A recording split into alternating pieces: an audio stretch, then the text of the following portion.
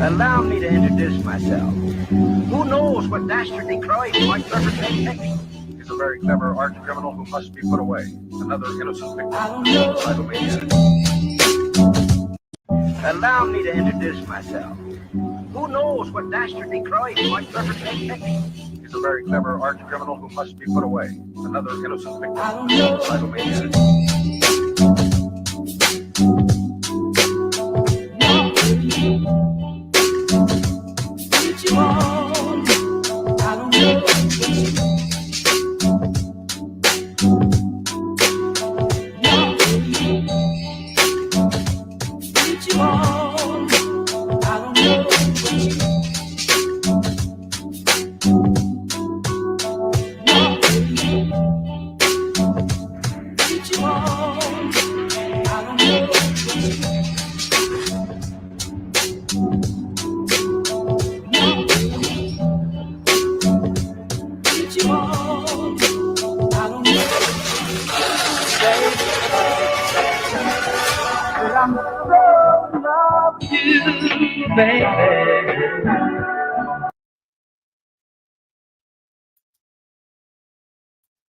All right, peace and love, everybody. You could join. We're gonna have a beautiful show today. It's gonna be a beautiful show. I promise you, I will try my best not to raise my voice at anybody, but I'll let everybody speak. All right. I want to say shout out to all the people that joined in early. Sister Juju, of course, Flamethrower, Brother Kerry, Keenan, right? The brother from the UK, peace and love to you. Psalms 316, although we disagree on certain biblical works, I think this is going to be an interesting conversation. We're going to start off first with Moses, because Moses existing is one of the biggest things in the religion. And I want to start off with that. Before I get into the FBA ADOS stuff, I want to talk about two things about religion today. Ephraim never went into Egypt based on the biblical text. And people might say, Garfield, that don't make no sense. What are you talking about? All right, let's take a look. And what we're going to do, family, is we're going to have a reasoning, an honest reasoning. That's that. And I want you to put your belief in the picture. Or we're only going to be reading from the biblical text today. We're not going to go outside the text. I don't want to go outside the text. I want to go in the text. All right? So when we deal with that today. So now, Myth Vision had a video out. And the video was about expert historian proves Moses was invented in the 4th century. Now, this scholar, I interviewed him. Right? Brilliant guy. And he brought up something that a lot of Hebrew Israelites don't like to hear, a woman teaching. So let's take a look. I'm going to bring the volume up a little bit. His name is God Barnea. God like the tribe of God. God Barnea. Check him out. It's a very interesting conversation. I'll play a little bit of it. Psalms 316. I know you're a Bible believer, 100%, whatever. But this is from a historical perspective. And everybody, don't argue in the chat. Challenge people to come on the stage and you come on stage. No more arguing in the chat. That's behind the keyboard. Nah, get on the stage, challenge the person in the chat, say, come on. All right? Let's take a listen to this briefly. There's simply nothing about Moses or an exodus of a people out of Egypt from archaeological data. It became clear that there is not just no mention, but the slightest hint of any knowledge of the Pentateuch in general, not just Moses and the Exodus, but the Pentateuch or the Bible anywhere before the 4th century, the end of the 4th century BCE. What you're saying is there's nothing in Babylon, Judea, and Elephantine that signals or gives any hint, no whiff of awareness of what we see in the Pentateuch.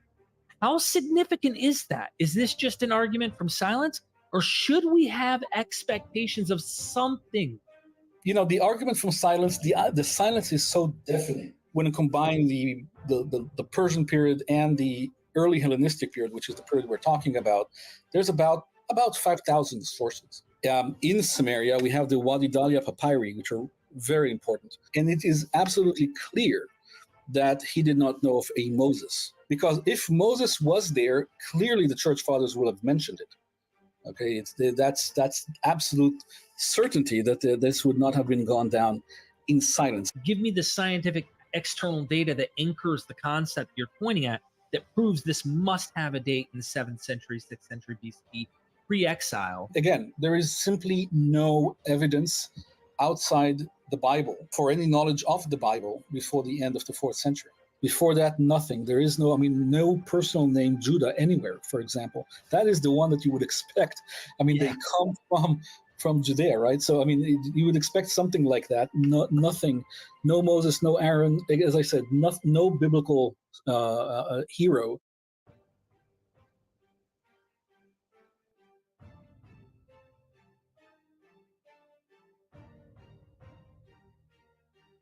Ladies and gentlemen, welcome back to Myth Vision Podcast. We're dealing with Moses.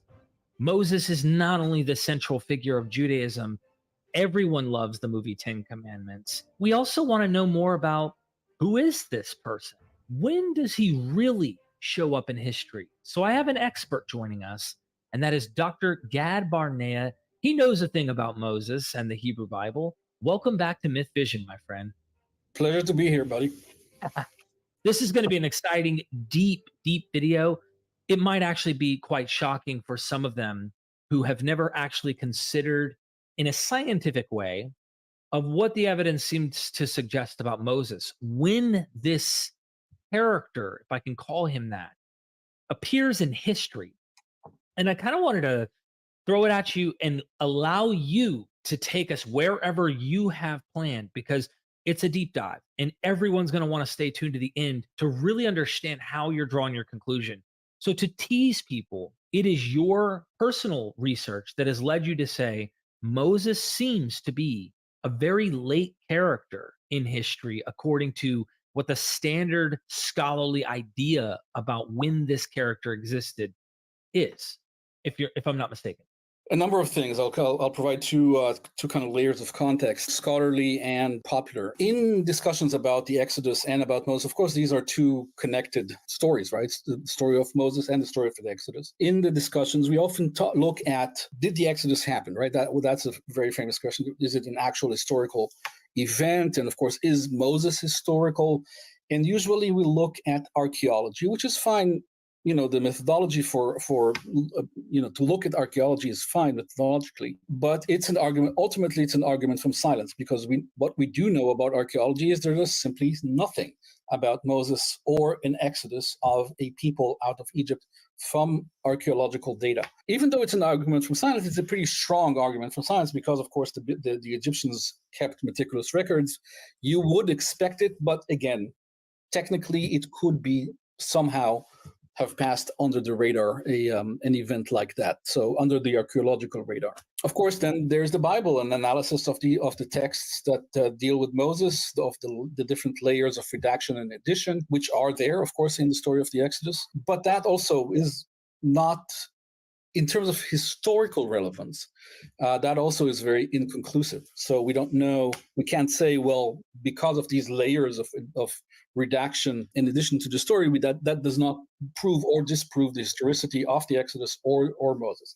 So this argument has been going on now for well over a century or more, and it's in scholarly circles. It's pretty strong that there is no. The Exodus and the person of Moses, as described in the Bible, is probably not historical. But a lot of scholars say, well, but it might have a grain of truth in it. There might be something that it is based on, and it might be closer to the biblical version or more remote. So we're trying to find some anchor, some historical anchor. And so I'm trying to approach this from a different perspective. And I kind of started looking into this because of my studies on the Elephantini community. Ultimately, over time, it became clear to me and to other scholars, contemporary scholars that we kind of work with and exchange ideas, like Professor Jonathan Adler of, who's my friend, and I think you've had him as well on your podcast. And so it became clear that there is not just no mention, but the slightest hint of any knowledge of the Pentateuch in general, not just Moses and the Exodus, but the Pentateuch or the Bible anywhere before the 4th century, the end of the 4th century BC. May I jump in here? Because I really feel.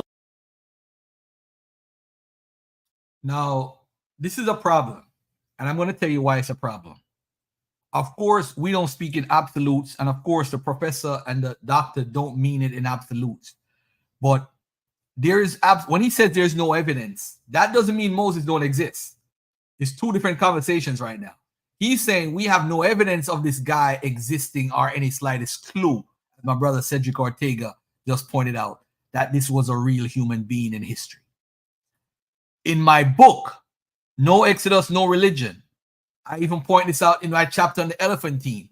There's no reference to any patriarchs or none of those names in the Elephantine documents.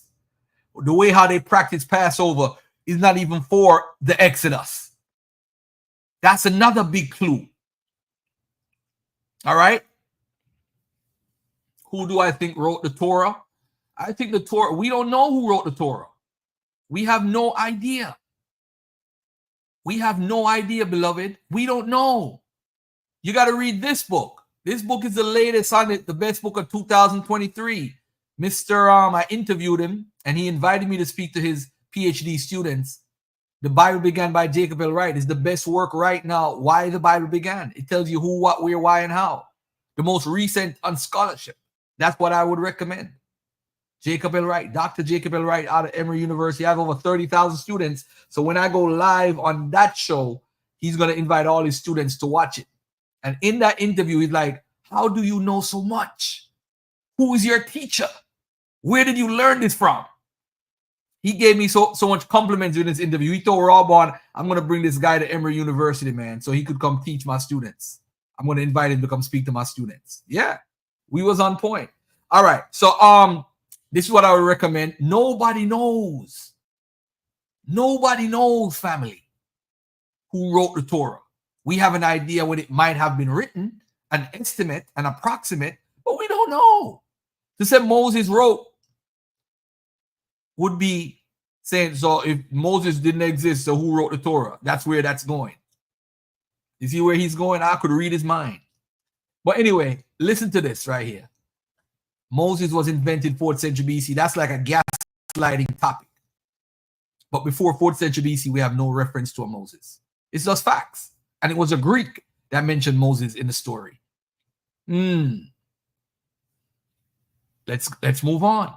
And I guarantee you Derek is going where I'm going. Still, this dialogue is needed from a layperson like me who researches this stuff because I represent the viewer. And that's my goal in this discussion. It's important that we emphasize you're saying something here. What you're saying right here, I want to highlight and pause for one moment because people go, that's an argument from silence. Or they come up with what I would say are, I'm not saying excuses. I want to call them that. But like I hear these things that just they don't like green lights go off in my head and I go, oh, light bulb. Oh, solve the problem. That is a small group of priests for centuries had this material, but they were fringe. They weren't important. They were insignificant.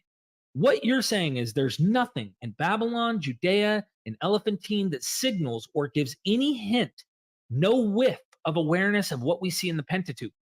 How significant is that? Is this just an argument from silence? Or should we have expectations of something, Gad? Absolutely. So, yeah, that's a great question. The argument from silence, the silence is so deafening that even in places where you would expect. So, for example, the folks at Elephantine, and not just in Elephantine, so in Babylonia, Elephantine, in Palestine at the time, we have zero evidence of any knowledge of the Pentateuch or any knowledge of the laws of the Pentateuch. And when I say, I mean, we have good sources. We have thousands of sources from that period. When you combine the Persian period and the early Hellenistic period, which is the period we're talking about, there's about 5,000 sources. Okay, roughly speaking. So we have a lot from Jewish, relevant to the Jewish, either from Jewish or about Jewish customs, and in none of them, before the final phase of the 4th century BC, and even later, it's not huge, but it begins about at that time. In none of them do we find any knowledge, any hint to any knowledge of the Pentateuch or the Bible in general. Now, we would expect that in, for example, in legal context, which we have a lot. We have hundreds of legal documents, actually thousands of legal documents across the entire region. And we would expect something like by 2 or 3 witnesses is something is established. This legal idea that is so prominent in later Judaism and even in the New Testament, right? So by 2 or 3 witnesses, we don't find anything like that in any of the contracts, even among Jews. Contracts where Jews make contracts with other Jews, and where the administrator of the contract is a Jewish person as well.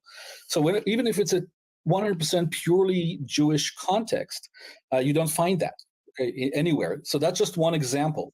Another example is at Elephantine, and the viewers might not know this. They had a temple. They had a fully functioning temple with sacrifices, but not exactly the sacrifices. I mean, not the full set of sacrifices that we know from the Pentateuch. And it had other things in it that are really do not correspond to what we would expect from a Jewish temple, let's say, at the time. The word Jewish, I'm just going to say that very quickly, is anachronistic at this point. So, but I will use it just for the sake of clarity or convenience. So they did not have that, but the temple was destroyed in 410 BCE.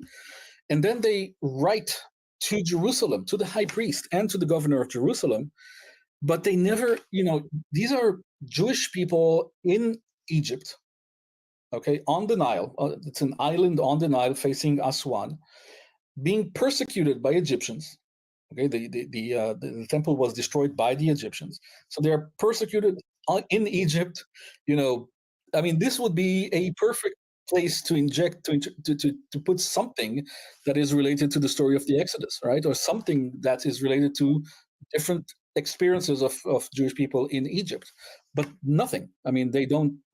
They mention nothing of the sort. Again, it's an argument from silence, but you would really expect that, and it would certainly strengthen their argument, right?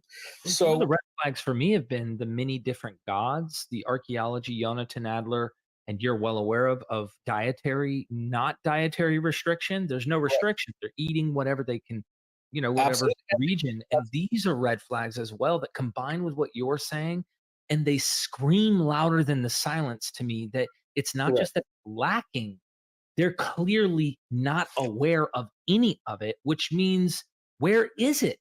And I get into trouble, Gad, with my scholarly friends who are like, what?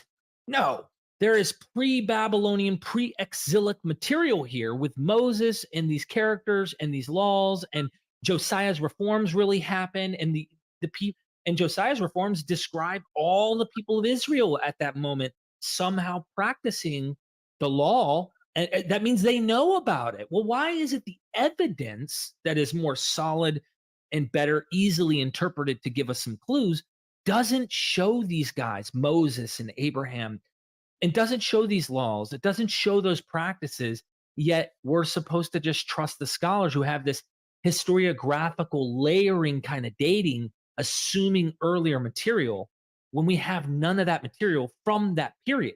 We only have this material later that's supposed to guess. It's a head scratcher for me. Right. I mean, if you dating any biblical text is almost never possible if you rely only on the Bible in order to date that text. So, for example, if you say yes, let's say Jeremiah quoted or referred to Genesis or to the story of creation somehow, that means that it was known in the 6th century, let's say BCE, you're relying on inter-biblical references, right? You don't have an extra biblical anchor. And that is circular, because we know that the Bible was continuously edited, or at least went through several cycles of edition and redaction. Even Jeremiah itself. So the book of Jeremiah, you have the longer version, the shorter version in the Greek Jeremiah, and you have an intermediary version that is a little bit longer than the Greek, but not as long as the Masoretic text that we have in Qumran. And then you have the Masoretic text that is longer. And it looks almost certain. I would say it's 100% certain that the Masoretic text reflects a later tradition. So the book of Jeremiah continued to be edited, and people continued working on the book of Jeremiah, throughout for centuries, really, for a long time. And so at any point during that time, one could have added this reference to Genesis, right? And could have added it very easily. We know that they even had no problem changing a single word, not just an entire passage or an entire pericope, or chapters did not exist, of course, in antiquity, or a paragraph or even a verse, but they were able to. Sometimes they only changed one word, and we do have that absolutely documented. In the Hasmonean period, okay, they would go in and surgically change a word for ideological reasons. Yeah, so at any point in time, we need to, as scholars, we need to always be very, very, very critical of that text, critical in the sense of being very scientific about it, and not just taking it at face value and saying, is this really necessarily to be dated to a later period, or could it have been added later on? And to look for clues, also textual clues within the text, and if possible, extra biblical clues. One more question, just because I know we're getting to Moses, and for those, please forgive us for not getting there sooner. God has told me for a long time, we really have to unravel this. This is something that is very meticulous, and it's important to point out, what do you do as someone who points out we really should anchor this outside of the Bible?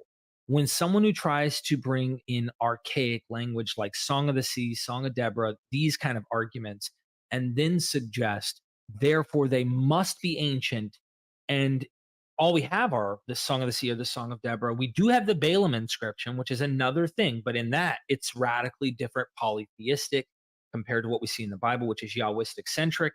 Like, what do we do with this ancient language game when we know later authors are archaizing materials, and we have to pretend they are ignorant? I know you've written on this in terms of anchoring something way back here in the 8th century, but like, I guess what I'm getting at is like, are we supposed to suspect 3rd and 2nd century scribes were not intelligent enough to archaize ancient language? And would they have intentionally known how and purposely done that?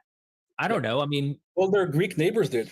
So the Greeks did that. The Greek did archaize their language in order to harmonize Homer and things like that. They would do that. Clearly, archaizing was something that people did. I mean, it's not like the Jewish people invented this form of organizing texts.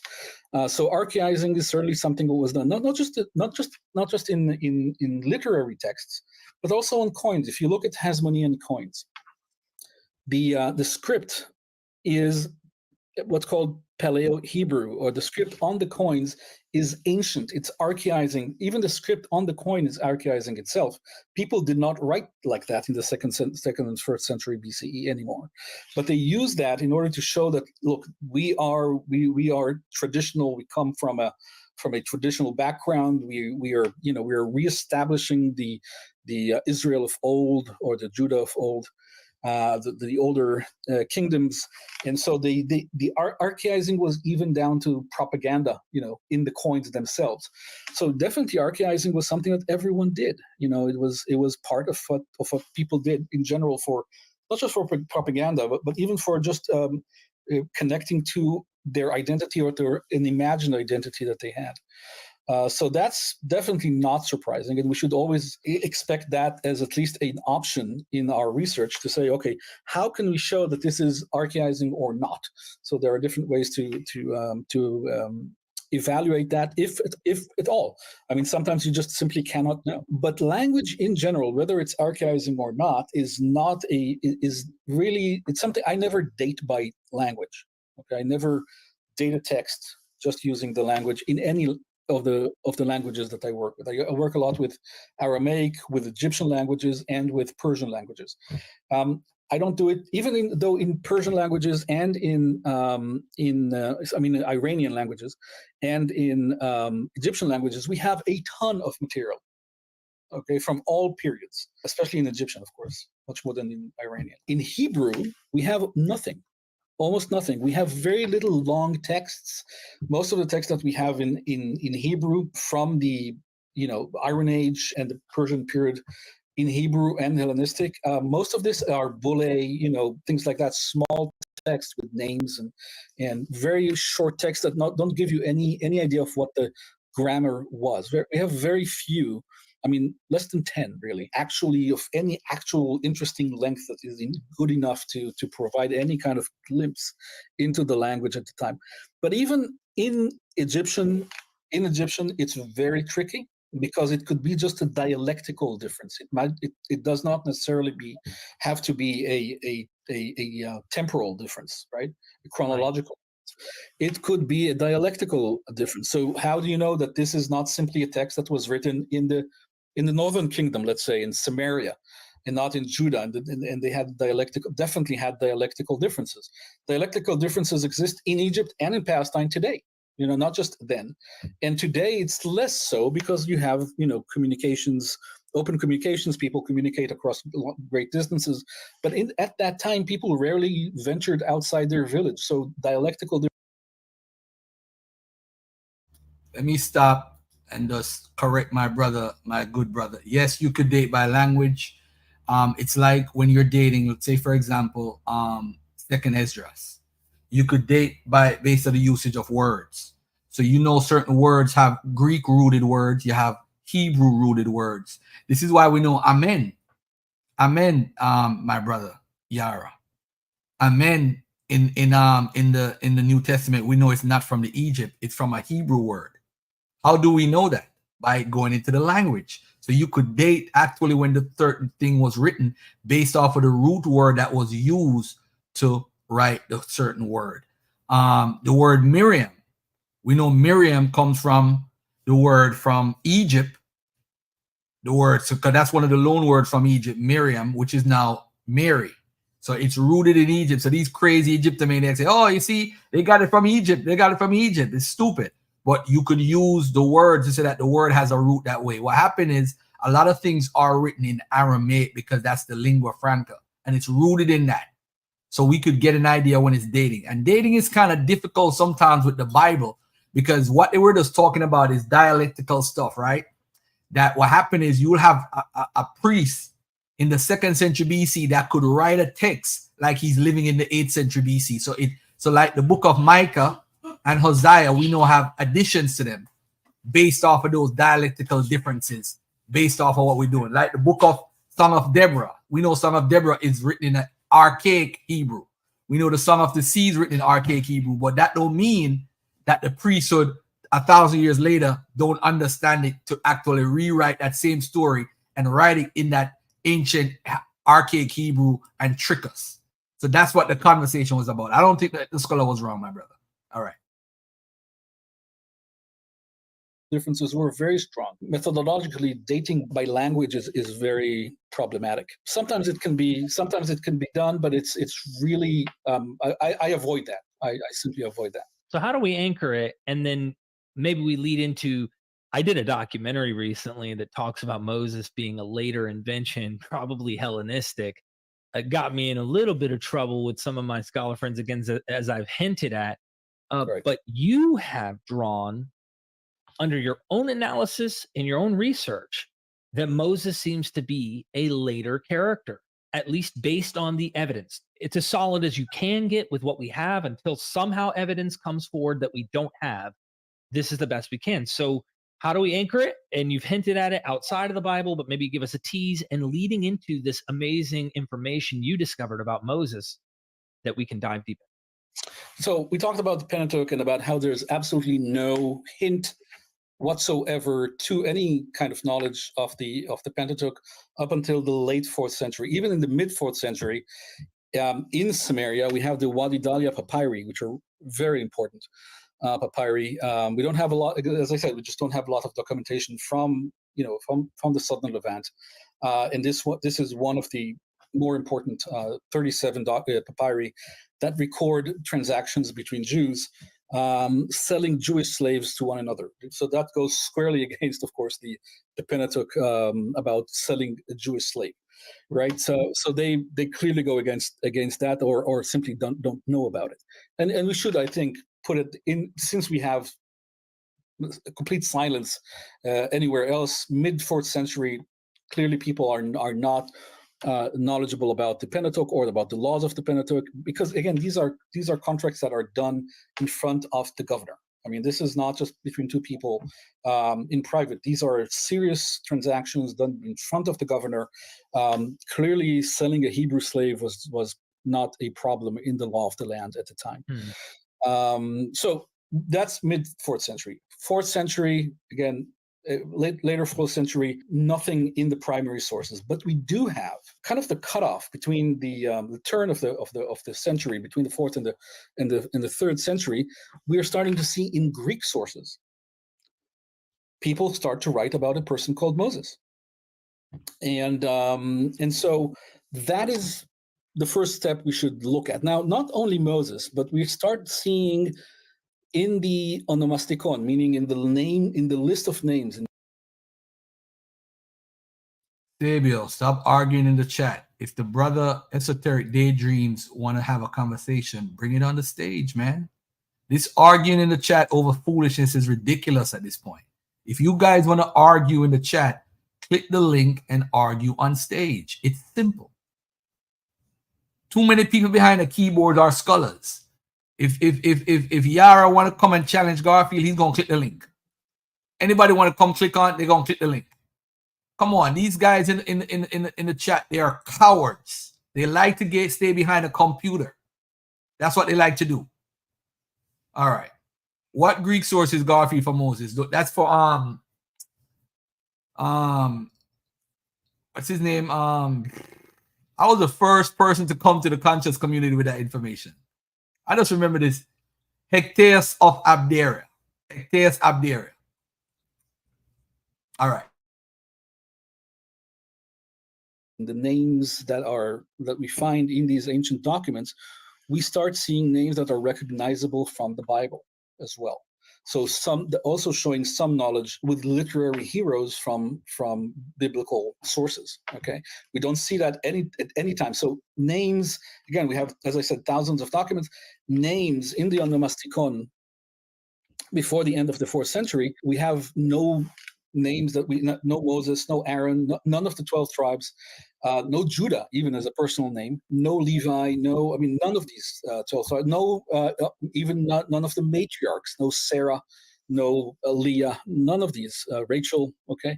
None of these names that are so important as heroes of the narrative of the Pentateuch appear before the beginning of the 3rd century, and even then they're not extremely popular. Okay. Now, at the time, literary heroes in other cultures were very popular. To name your child after a literary hero, that it was done in the Iranian sphere.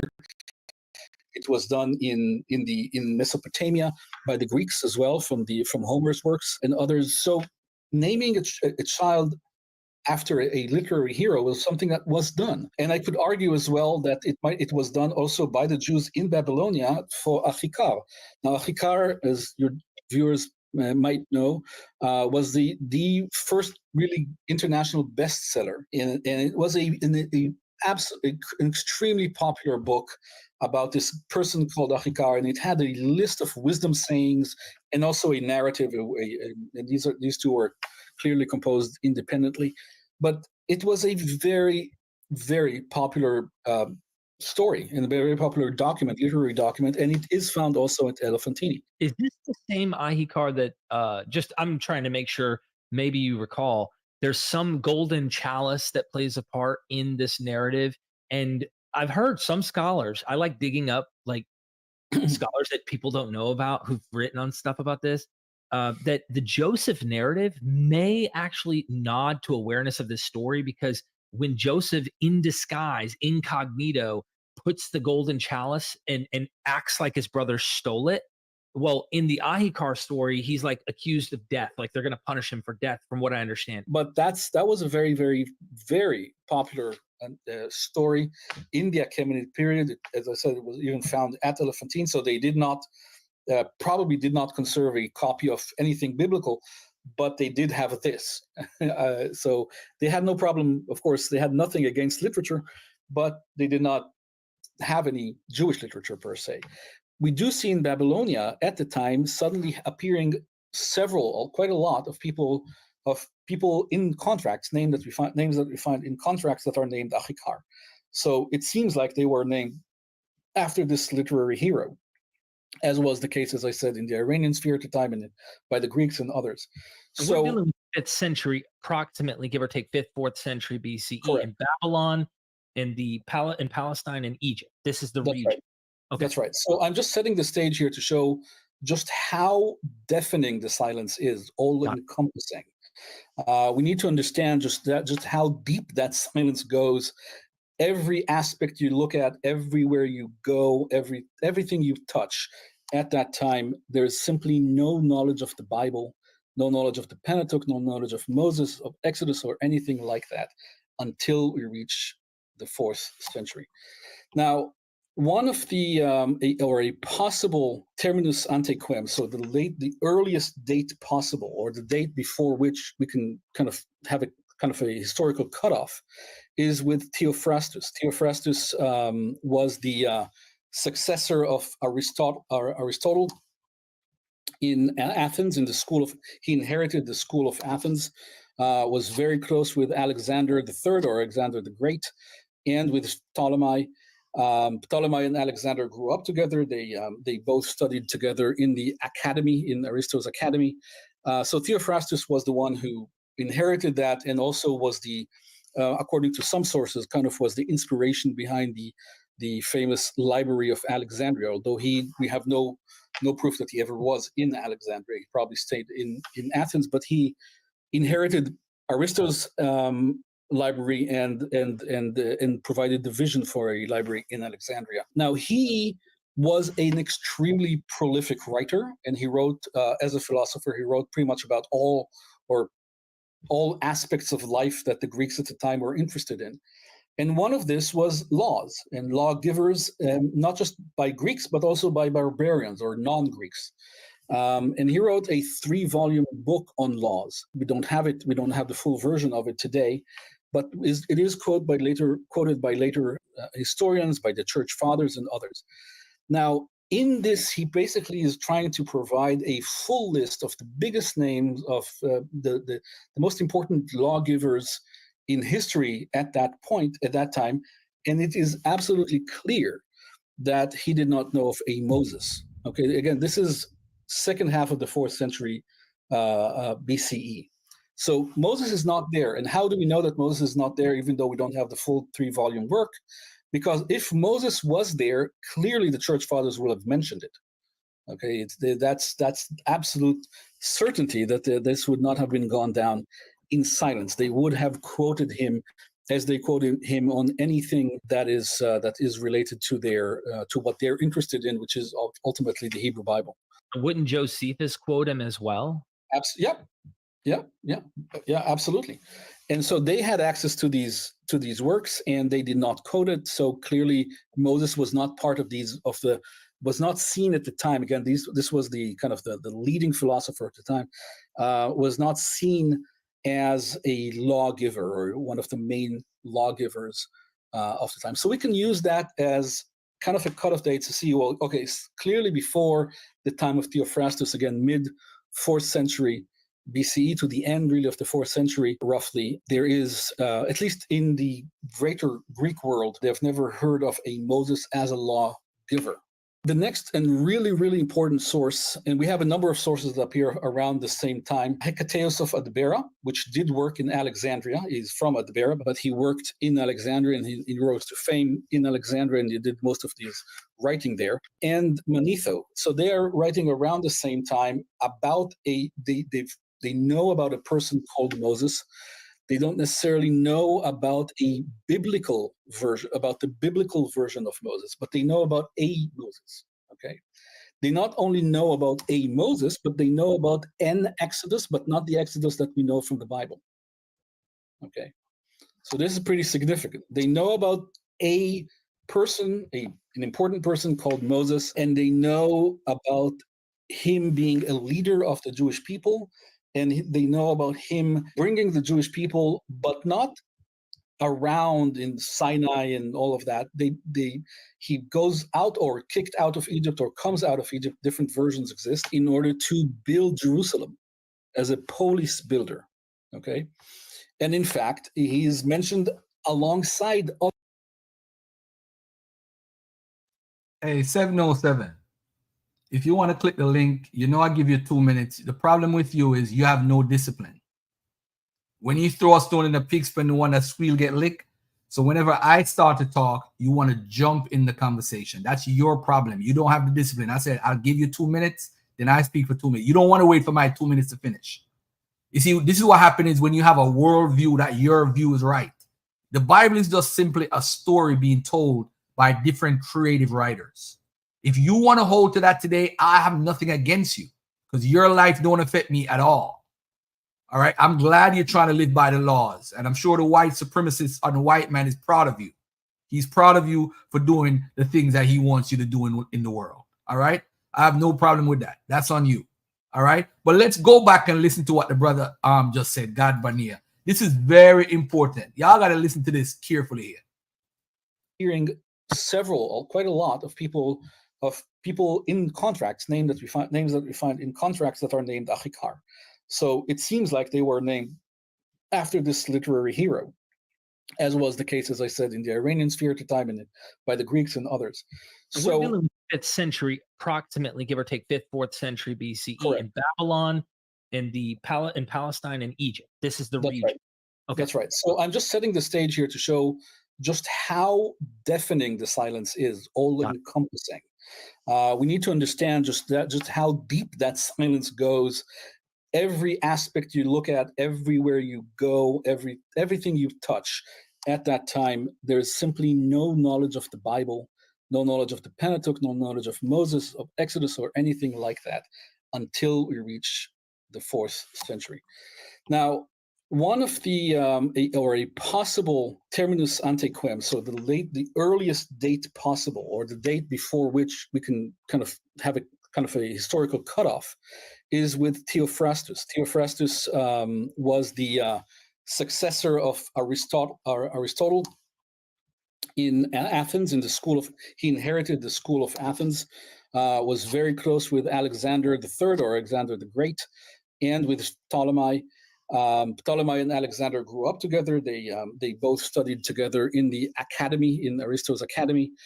So Theophrastus was the one who inherited that, and also was according to some sources, kind of was the inspiration behind the famous Library of Alexandria. Although we have no proof that he ever was in Alexandria. He probably stayed in Athens, but he inherited Aristotle's library and provided the vision for a library in Alexandria. Now, he was an extremely prolific writer, and he wrote, as a philosopher, he wrote pretty much about all aspects of life that the Greeks at the time were interested in. And one of this was laws and lawgivers, not just by Greeks, but also by barbarians or non-Greeks. And he wrote a 3-volume book on laws. We don't have it. We don't have the full version of it today, but it is quoted by later historians, by the church fathers and others. Now, in this, he basically is trying to provide a full list of the biggest names of the most important lawgivers in history at that time, and it is absolutely clear that he did not know of a Moses. Okay, again, this is second half of the 4th century BCE. So Moses is not there. And how do we know that Moses is not there, even though we don't have the full 3-volume work?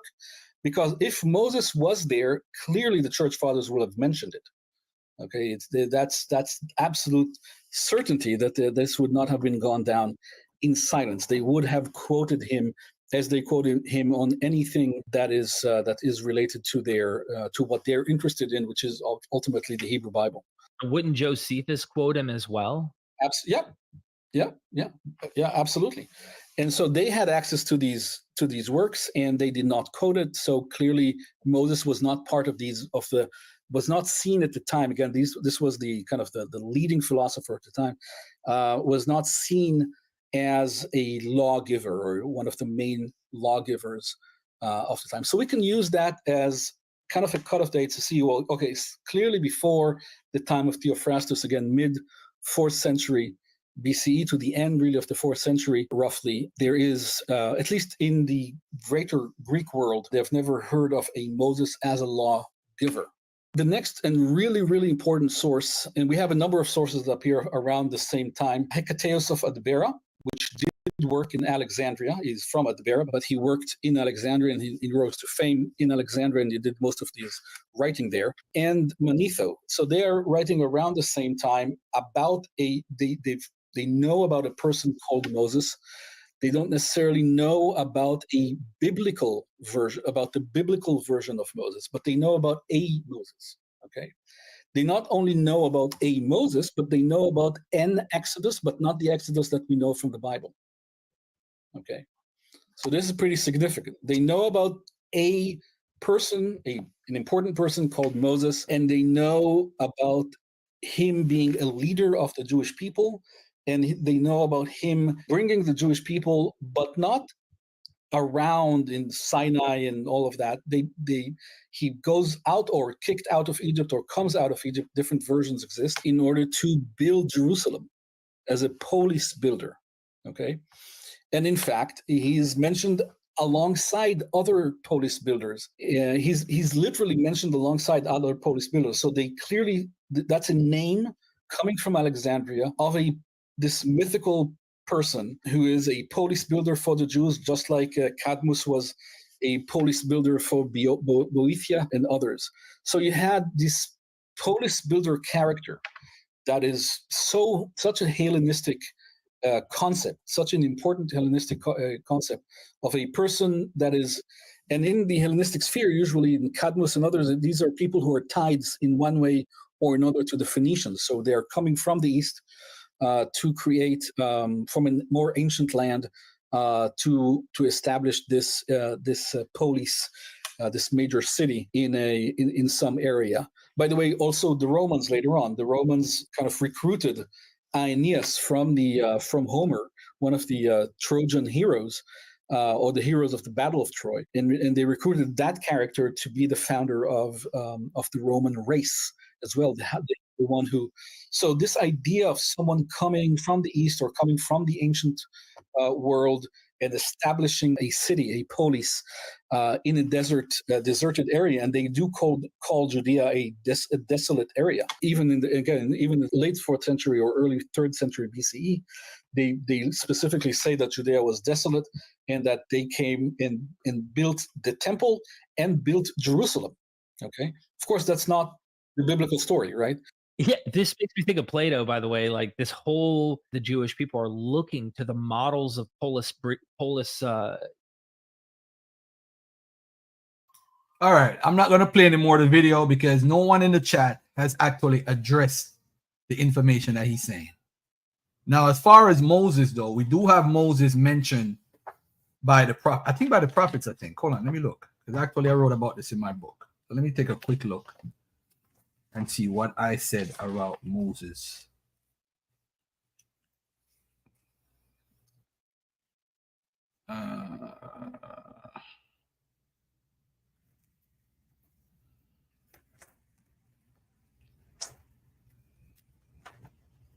Hold on 1 second.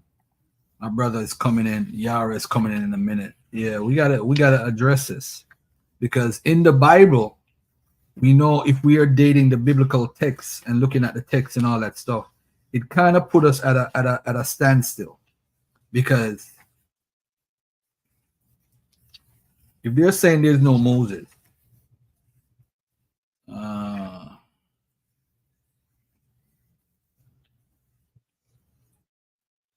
yeah, I know Margaret Baker had quote that pre-exilic prophets, but we do find hold on one second. In the law, the foundation may exclude the patriarchs substantially or totally. These will I said that been written by prophets who lived before.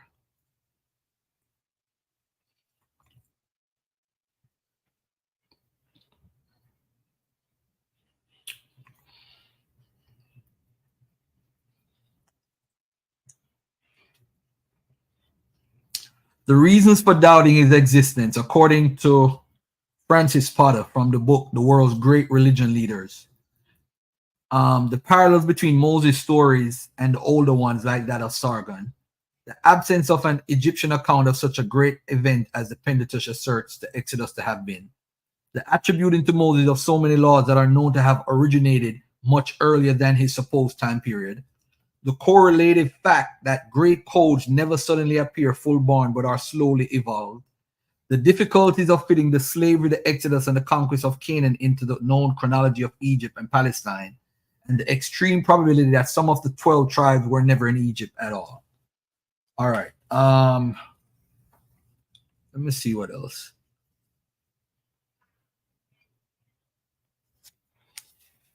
All right. So pretty much some of the stories and the laws they're saying existed prior to Moses. All right.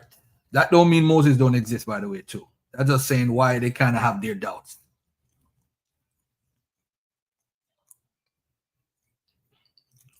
All right. All right. The bird story. We know the bird story is connected to Sargon, like the brother posted earlier. The Babylonian Moses story. Okay, that's fine. All right. So even if the prophets mention Moses pre-exilic, we got to ask when was that written, how was it written, and so forth.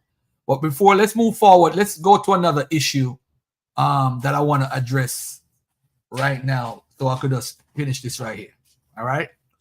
And this issue, before I get into politics, is about the book of Ephraim. Book of Ephraim and no Exodus. All right. So there's an article in the Torah.com. I want to share this with the family. Well, boy, what I say related to re-signing, and they're going to say you's a white man.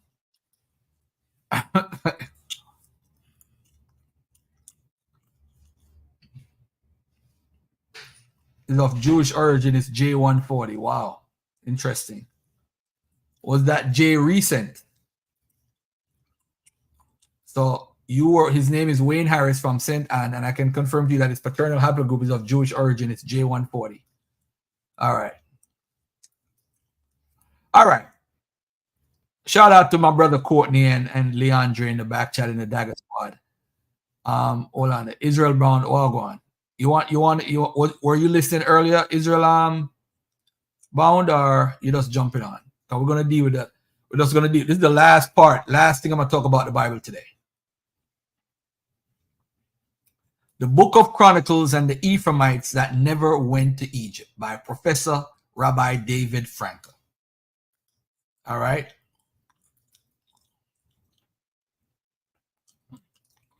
All right. Thanks for. Okay. Thanks. Hey, good. Whoa, Reese. Whoa. That's some serious stuff right there. Yara, you want to address that first before I get into this? Because I'm not going to stay long on this point. Israel Bond, were you listening earlier or you just jumped on now? Oh, yeah, I'm sorry. Peace to you. I kind of came in a little late, but did he say that he said that Josephus didn't quote Moses? No, I don't recall him saying that. I don't recall. He did. What did he say about Josephus and Moses then? I don't think he said that. I don't know. Eliara, did you hear that? No, I didn't hear that at all. What? Yeah, I didn't hear him say that. Play the last part of that again where he was talking about Josephus. It was right there at the end. Play it again. All right, hold on. Let me hold on 1 second. No, I ain't sitting here hearing shit. Oh man. Hey, when your 5 senses started to go one by one, sometimes you hear what you're not supposed to hear.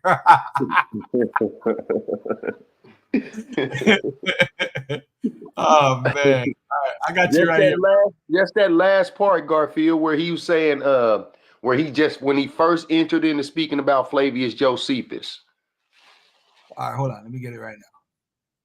Got you. Only you, Israel Bond. I ain't doing this for nobody else. Only you. I appreciate that, Garfield. Even my man Yara, I'm doing this for. Go ahead. World, they've never heard of a Moses as a lawgiver. The next and really, really important source, and we have a number of sources that appear around the same time, Hecataeus of Adbera, which did work in Alexandria. He's from Adbera, but he worked in Alexandria, and he rose to fame in Alexandria, and he did most of his writing there. And Manetho. So they are writing around the same time about... before that. They know about a person called Moses. They don't necessarily know about a biblical... You were saying something, bro? I think it was right before that. All right, let me get it. I think because he's going in chronological order, so I don't know if you'd mentioned Josephus. Okay, go ahead, play it out. Let me see. Let go ahead, finish. Version about the biblical version of Moses, but they know about a Moses. Okay, they not only know about a Moses, but they know about an Exodus, but not the Exodus that we know from the Bible. Okay, so this is pretty significant. They know about a person, an important person called Moses, and they know about him being a leader of the Jewish people, and they know about him bringing the Jewish people, but not around in Sinai and all of that. He goes out or kicked out of Egypt or comes out of Egypt, different versions exist, in order to build Jerusalem as a polis builder. Okay, and in fact, he is mentioned alongside other polis builders. He's literally mentioned alongside other polis builders. So they clearly, that's a name coming from Alexandria of this mythical person who is a polis builder for the Jews, just like Cadmus was a polis builder for Boeotia and others. So you had this polis builder character that is such a Hellenistic concept, such an important Hellenistic concept of a person that is, and in the Hellenistic sphere, usually in Cadmus and others, these are people who are tied in one way or another to the Phoenicians. So they are coming from the east to create from a more ancient land to establish this polis, this major city in some area. By the way, also the Romans later on, the Romans kind of recruited Aeneas from Homer, one of the Trojan heroes, or the heroes of the Battle of Troy, and they recruited that character to be the founder of the Roman race as well. The one who, so this idea of someone coming from the east or coming from the ancient world and establishing a city, a polis, in a deserted area, and they do call Judea a desolate area. Even in the late 4th century or early 3rd century BCE, they specifically say that Judea was desolate and that they came and built the temple and built Jerusalem. Okay, of course that's not the biblical story, right? Yeah, this makes me think of Plato, by the way. Like the Jewish people are looking to the models of polis lawgiver founders. And here's a perfect example that maybe they start crafting their own, just the way that we witness Rome use Aeneas. I mean, it's not like we have to guess. They intentionally use a mythical character from an ancient war. And it makes me wonder, like, is Moses... Are they pulling from an ancient, maybe we're jumping to conclusions here, maybe you have a guess on this, but like, are they looking at ancient Egyptian pharaohs? Are they looking at ancient Egyptian Hyksos stuff and then saying, hey, we're going to try and like insert our history way back here by just picking a character where we're only picking the name Moses? I don't know, but it makes me think they had no nations, no people groups had a problem with pulling a mythical hero as a founding lawgiver polis builder. Right. It's not, you're right. It's not just that they didn't have a problem. That was something that they were proud of. And that was something that they did in order to show how old, ancient they are and how, how Hellenistic they are, even how much of a good citizen they are of the Hellenistic world. And it's not only that they didn't have a problem with it. That's something that they actually put up front. They were very proud. That's something you would be proud of as a citizen of the Hellenistic world. As I said, even Rome did that These are the Enneads that Virgil wrote, and the Enneads are about the same length as the Pentateuch. In the I think you went too far. The number of verses and words. So the Enneads are, and that was one person writing for 10 years, wrote the equivalent of a Pentateuch, except he wrote it in meter and in rhyme, and the Pentateuch did not have to do that. So you can even write much more quickly if you don't have to do that. He was commissioned by the emperor, by Augustus, to do that. So it's not only that they didn't have a problem, that is something that they wanted to establish and to promote, and they were very, very, very proud of having this type of. Right before you came in. I've heard some scholars. I like digging up like scholars that people don't know about who've written on stuff about this. That the Joseph narrative may actually nod to awareness of this story, because when Joseph, in disguise, incognito, puts the golden chalice and acts like his brother stole it. Well, in the Ahikar story, he's like accused. It's after that, Garfield, because I didn't hear none of that. It was right before punish him for death, from what I understand. But that was a very, very, very popular story in the Achaemenid period. As I said, it was even found at Elephantine, so they did not probably did not conserve a copy of anything biblical. But they did have this. So they had no problem. Of course, they had nothing against literature, but they did not have any Jewish literature per se. We do see in Babylonia at the time suddenly appearing quite a lot of people in contracts, names that we find in contracts that are named Achikar. So it seems like they were named after this literary hero, as was the case, as I said, in the Iranian sphere at the time, and by the Greeks and others. So we're dealing with 5th century, approximately, give or take 5th.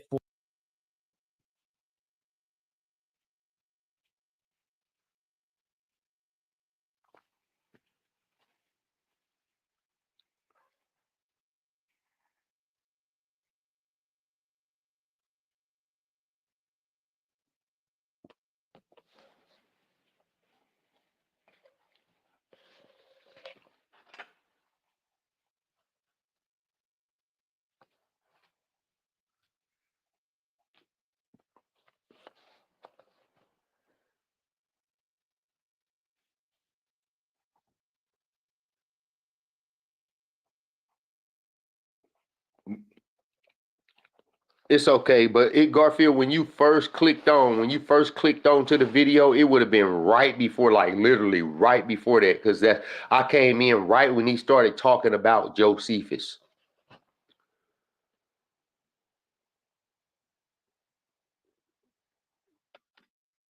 Is you there? Where the hell they go? Yeah, don't worry about it, bro. We figured it out. All right, but let me get to this story real quick. This is going to take me 5 minutes. This is about Elder Yara. You want to say something, bro? Yeah, I'll wait till you go into that. All right, cool. So this I brought up a couple years ago. This is actually in my book. We talk about the book of Chronicles and the Ephraimites that never went to Egypt. My contention, let me just say it before anybody else, that this story within the biblical text contradicts the Exodus narrative. This is what I'm saying. I'm saying it can't be. It can't be. Now, David Falk, I'm going to talk about David. I'm going to put him in the title. I'm going to talk about David Falk made a video saying that it's not the same Ephraim. It's a different Ephraim. And these people, sometimes they have the same names and all that stuff. I say he made that up. That's what I said. I said Dr. David Falk, well-known Egyptologist, brilliant. I love him. I actually love some of his works.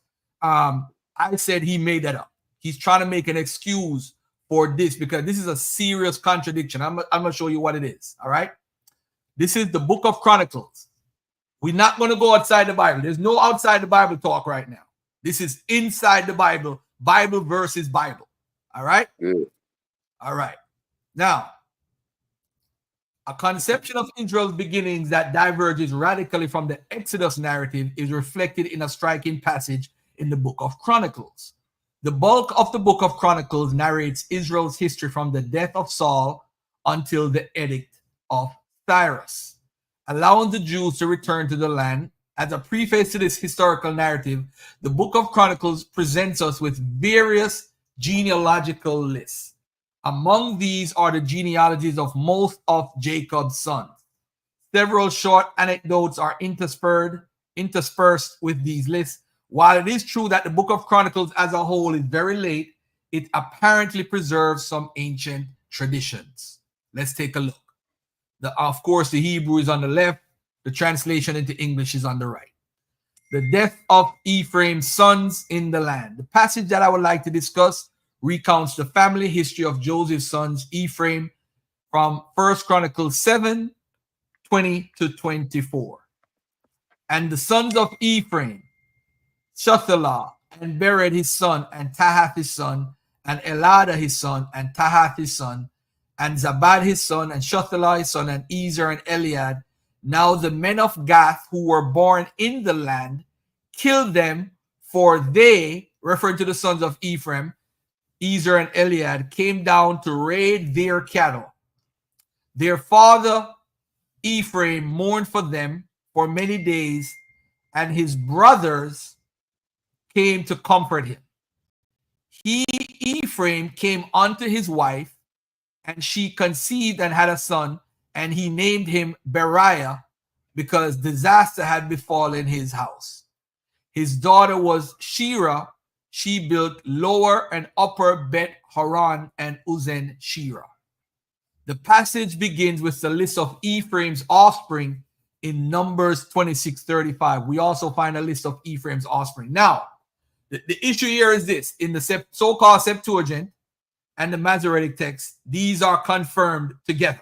I just want to make that clear. We could go back to that and look at it. So whenever somebody says this version or that version, we don't have to argue that. So it says, these are the descendants of Ephraim after their families.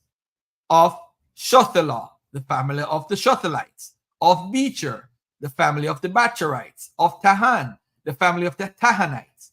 Note that the name Shuthelah is common to both lists.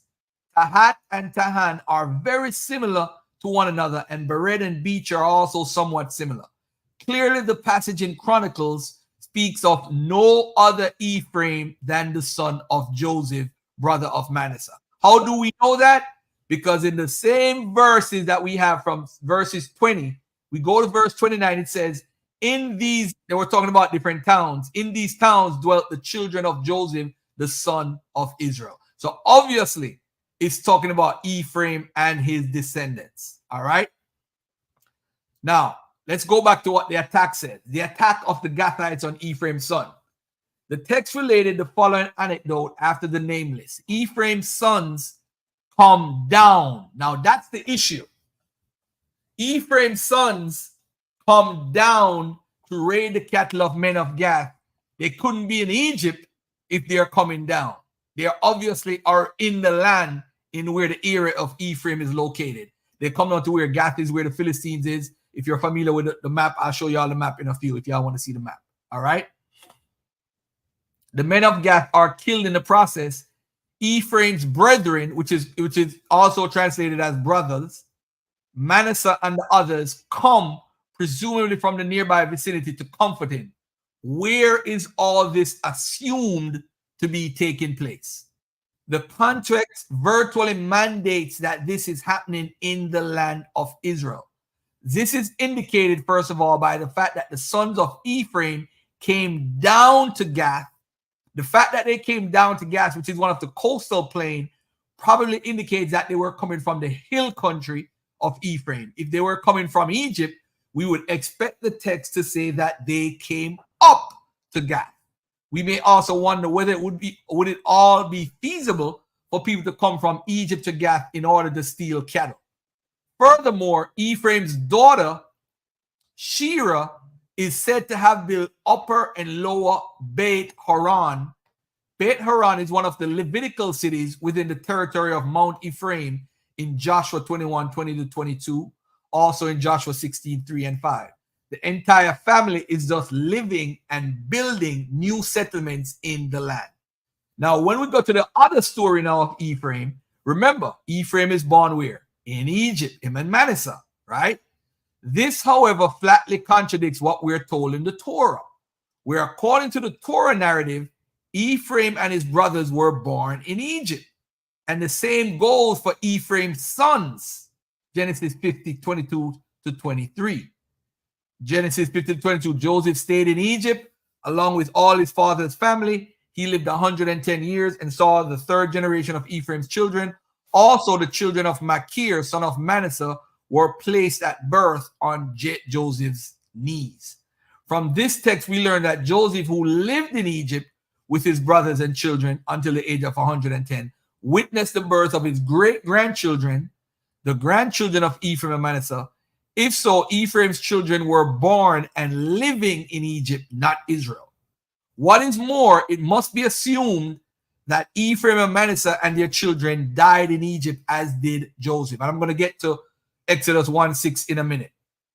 The Ephraimites who entered the land with Joshua were the descendants of Ephraim, hardly Ephraim himself with his children. This is clear, first of all, because Joshua, son of Nun, who led the conquest, was a distant descendant of Ephraim, according to the same First Chronicles 7:25-27. Second, the notice in Numbers 26:35 cited above concerning the Ephraimites who entered the land speaks of the families of the Shuthalites, Bacharites, and Canaanites. The reference is to fully developed clans, not individuals. All right. So before we they have a midrashic solution. I don't want to get into that. All right, but what do you guys have to say about that? You want to go ahead, y'all? Yeah, and shalom to you. Yeah, I've heard this before. I don't know if it was you I had this conversation with before. I'm not sure.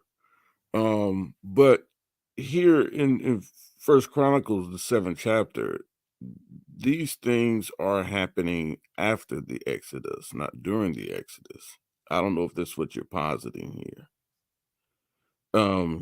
Like the of course the chronology of it, hence the fourth. Okay, that's all right. Continue. That's actually impossible, but go ahead. Continue.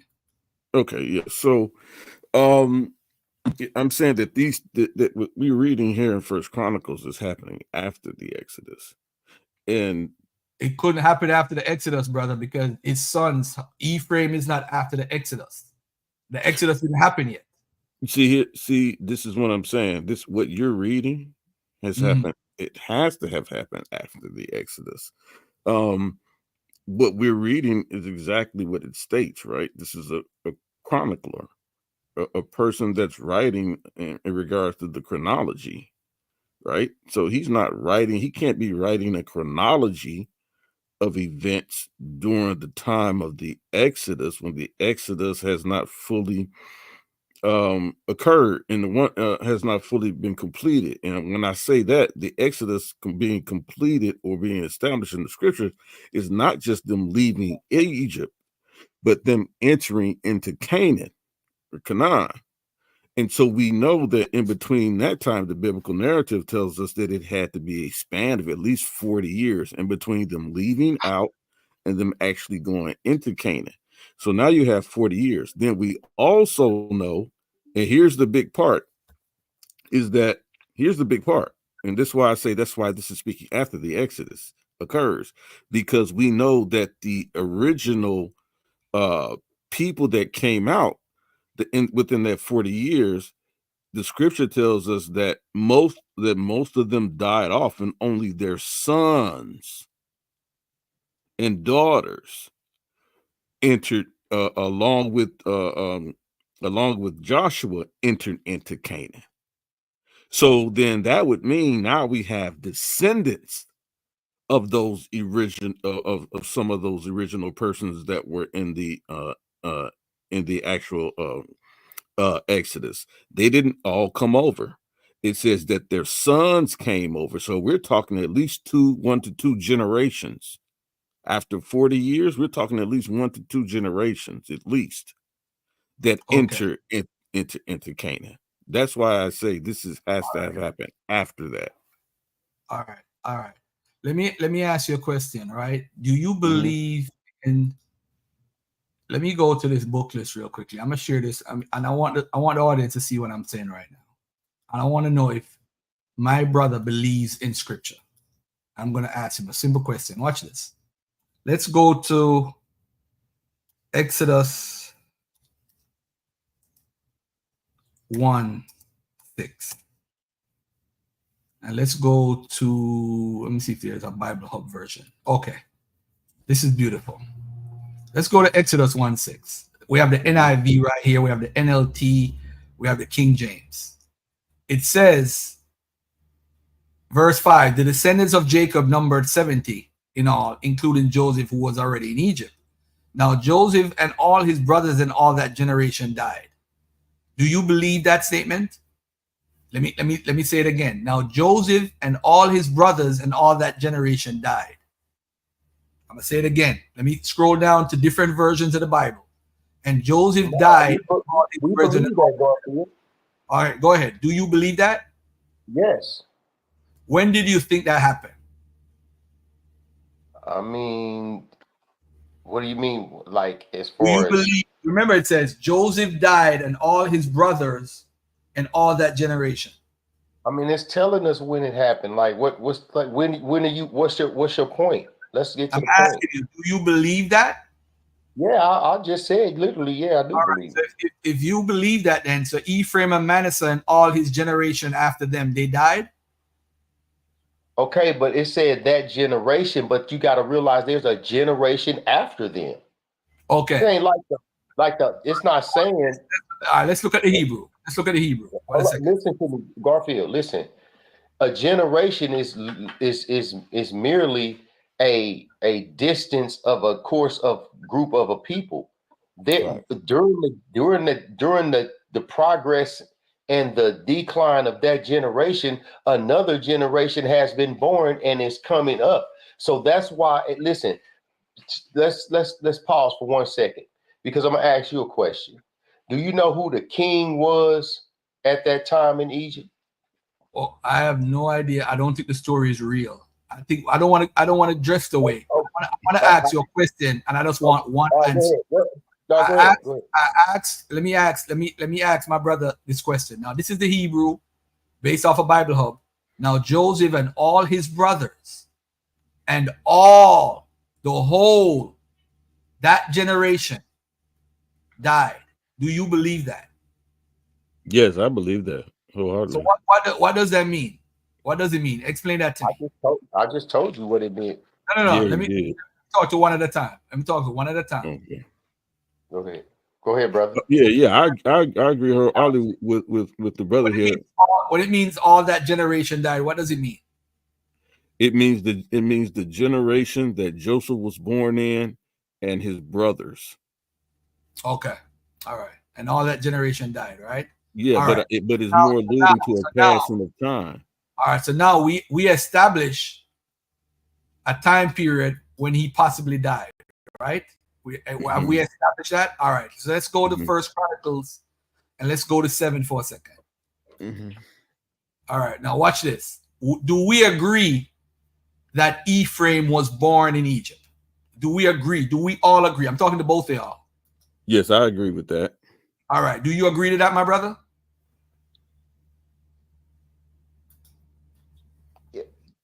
Yeah, I don't know. I'm gonna research that, but for the sake of argument, listen to what I'm saying. Listen to what I'm saying. I'll make it simple. This is not a I got you. I'm asking you so that we all can have clarity, so that we're all on the same page. I can't move. How can Ephraim be born in Egypt when they all came down to Egypt? All right, no. I never asked you that because you have two traditions. You have a good question. Don't get me wrong, because this is why I'm asking the question. Because remember, when I read the article, right?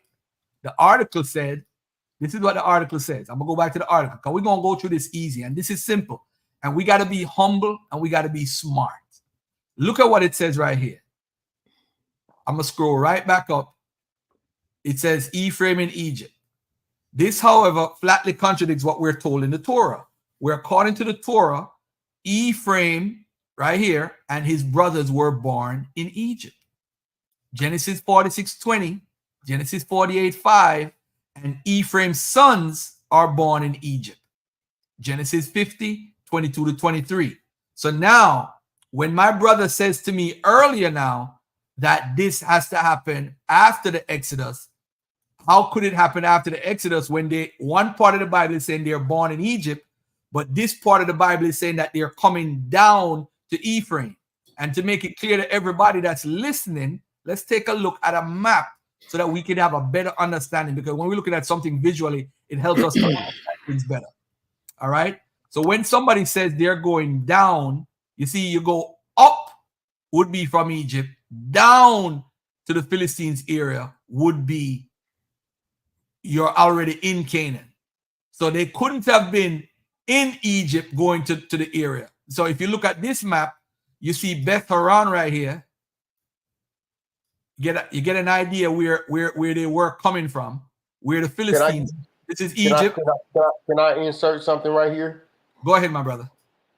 So I want you to keep this in mind as you go forward in your presentation. So you know where the land of Israel is, right? The northern kingdom and the southern kingdom of Israel, right? Yeah. Mm-hmm. Okay. So when there was a call for the Israelites in the northern kingdom to go to worship at the temple, the phrase was "go up to Jerusalem." So go ahead. Okay. All right. Even though Jerusalem was south of Israel. Okay. In this situation, so you gotta apply that same logic. No, I'm not applying it because it says right here. What about Ezer and Eliad? In which direction did they go to Gath? Because they're going to Gath. We know where they're going. Down. This is quite telling. Journeys from Egypt to Canaan in the Hebrew Bible describe the direction as up from Egypt. If the journey is the reverse, then the direction is down to Egypt. So if they went, you gotta consider. Don't do that. Don't do that. Don't do that. Don't do that. So if they went down to Gath, then they can't have come from Egypt. If they had come from Egypt, the text would say, now the people of Gath who were born in the land killed them because they came up to raid their cattle. Now earlier, right? Not just to move on a little bit. Earlier, my brother Yara was explaining to me that this had happened at a certain time period. So I want to make it clear though. I'm going back to 1 Chronicles 7 to make a point. If you go to 1 Chronicles 7:1, it tells you the first thing, the sons of Issachar. Would everybody agree that this is Issachar, the son of Jacob? That they're talking about. All right. Now, watch this. I want y'all to take a look at this, right? Let's go to verse 4. We'll go to verse 4. It's still talking about the descendants of Issachar. In addition to them, according to their genealogy, they had 36,000 troops of battle, for they had many wives and children. Their kinsmen belonging to all the families of Issachar, who were mighty men of valor, total 87,000 as listed in their genealogies. All right. Now, this is 1 Chronicles 7:4 to verse 5. Now let's go to verse 7. Let's go to 1 Chronicles verse 7. Who is it talking about right here at the front? It said the three sons of Benjamin, Bela, Becher, and Jediel, and it goes into the descendants of those people, right? The sons. So is it talking about Jacob's sons, Benjamin? Yeah, for sure. Okay, all right. Yara, you concur with that? Yeah, it's talking about. You said is it talking about Jacob's son Benjamin? Yes. Mm-hmm. It's saying it's talking about the descendants of Benjamin. Okay. Yeah, descendants, like his sons. It talks about his sons. All right. Okay. Mm-hmm. So now let's go to verse 12. Same First Chronicles. All right. All right. It's still talking about the descendants of Benjamin. All right. Let's go to verse 14. So now it changes now. Now it's talking about the descendants of Manasseh. The descendants of Manasseh through his Aramean concubine Asriel, as well as Mashir, the father of Gilead. Mashir took a wife, So now, is it talking about Manasseh, who is a son of Jacob? Is that the Manasseh that is talking about? First Chronicles. Technically, yes. All right. Okay. No. This is not a gotcha, Yara. No. Because I have a caveat to that question, but I'm just trying to give you a straight answer so you can keep moving forward. All right. Cool. All right. You agree, my brother? Yeah. All right. So they're still talking about the descendants of Manasseh. All right. Now let's go to verse 19 now. verse 19, it's still talking about the descendants of Manasseh and his children, and then this one, his sister Hamlet gave birth to this and da. All right. Now let's go to verse 21. This is Chronicles. It says the descendants of who? Who is that? Ephraim. Who is it talking about? Ephraim, right? Ephraim. All right. So it says the descendants of Ephraim, or however you want to pronounce it. Now, according to Dr. David Falk, and I'm going to talk about his video next week, this is not the Ephraim, Jacob's son. He's saying that they're naming somebody else like Ephraim. When it talks about Joshua, the son of Nun, he said it's not talking about the same Joshua in that came out of Egypt and conquered the people. He's saying it's a different Joshua. He's saying people could have the same names. I'm just keeping it real of what he said. So although we know they're talking about it, see right here, Nun his son and Joshua his son. So Joshua the son of Nun. He's saying this is not Joshua the son of Nun. He's not the one that came out of Egypt.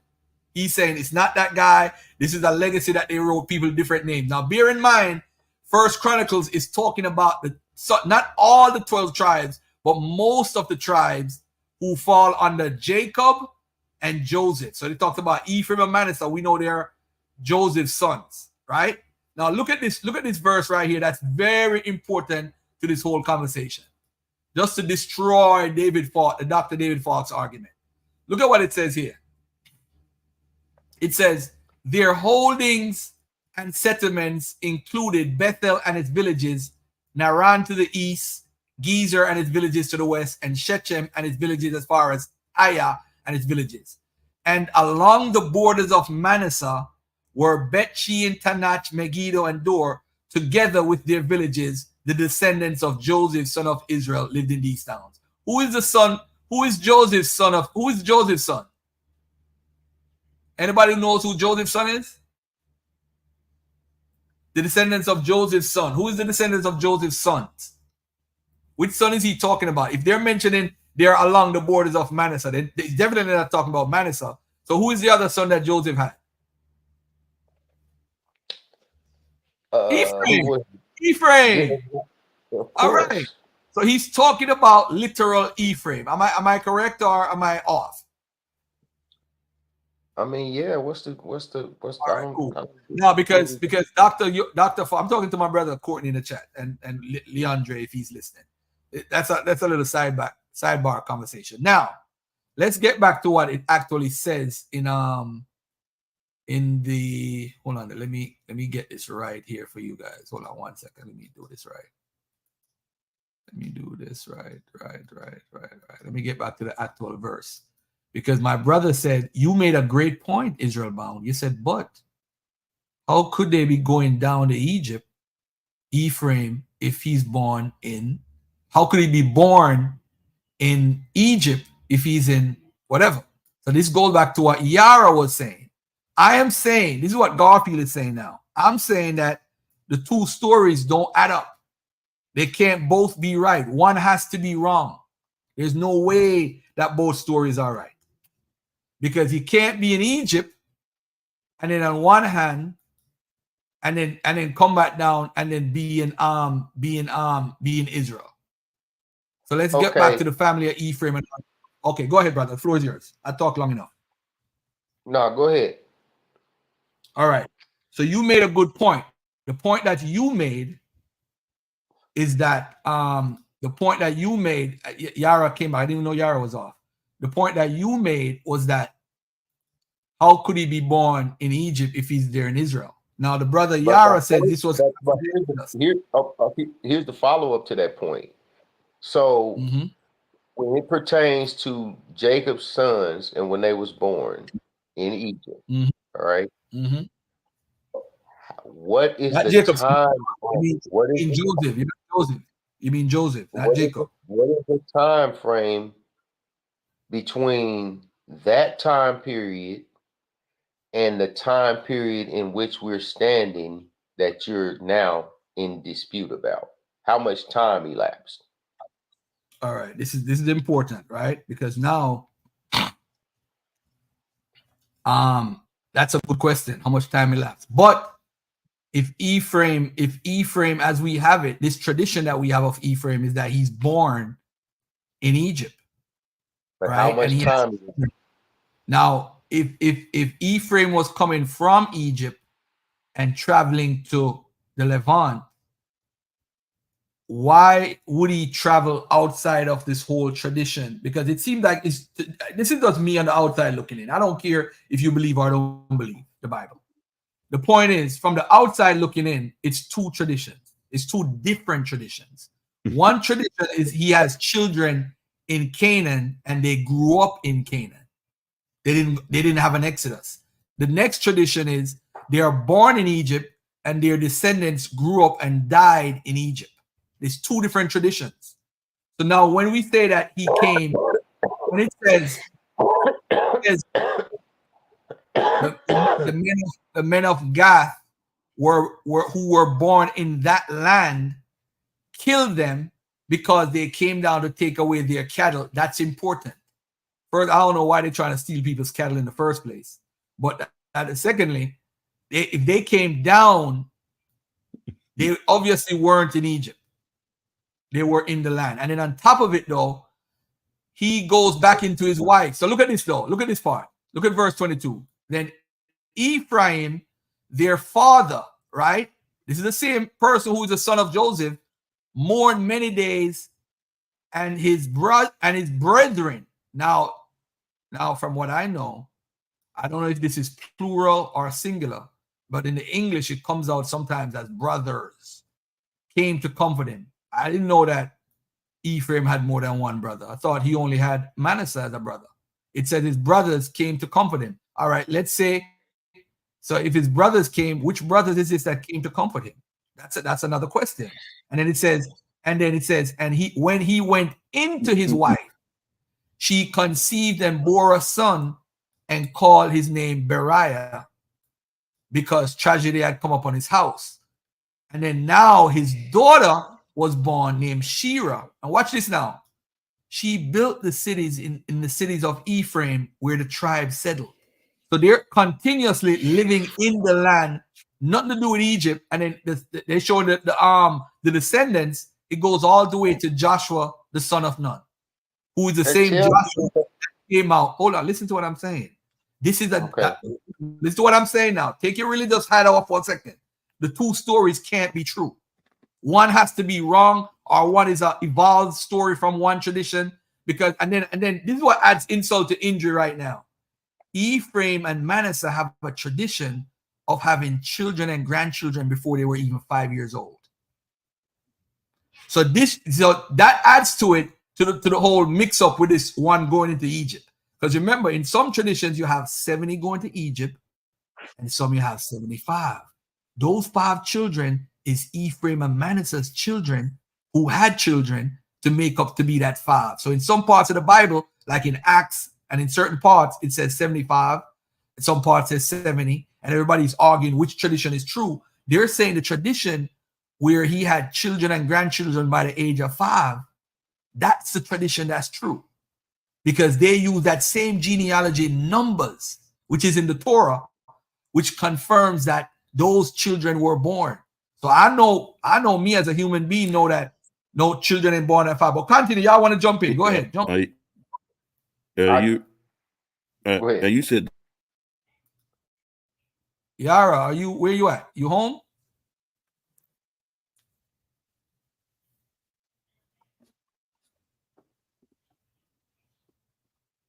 I don't know. Speaker must have cut off or something. Is he All on right, mute? Go ahead, Israel Bound. I was gonna say, it's like I told you last time, and I'm gonna make it a specific point because I really don't get into genealogies that heavy. You know what I'm saying? Unless it becomes something that's necessary to me.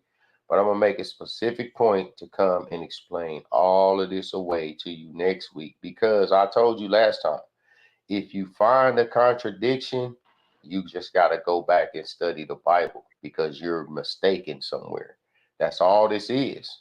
And so at the end of the day, how the time periods the time frames that elapse between events are crucial, because that's just like, people saying when Moses fled Egypt after killing the Egyptian, right? And then, the next thing you know, they in the desert or whatever. No, Moses lived in the land of Midian for 40 years, right? But who knows what happened between these time periods, because the Bible does not speak on it.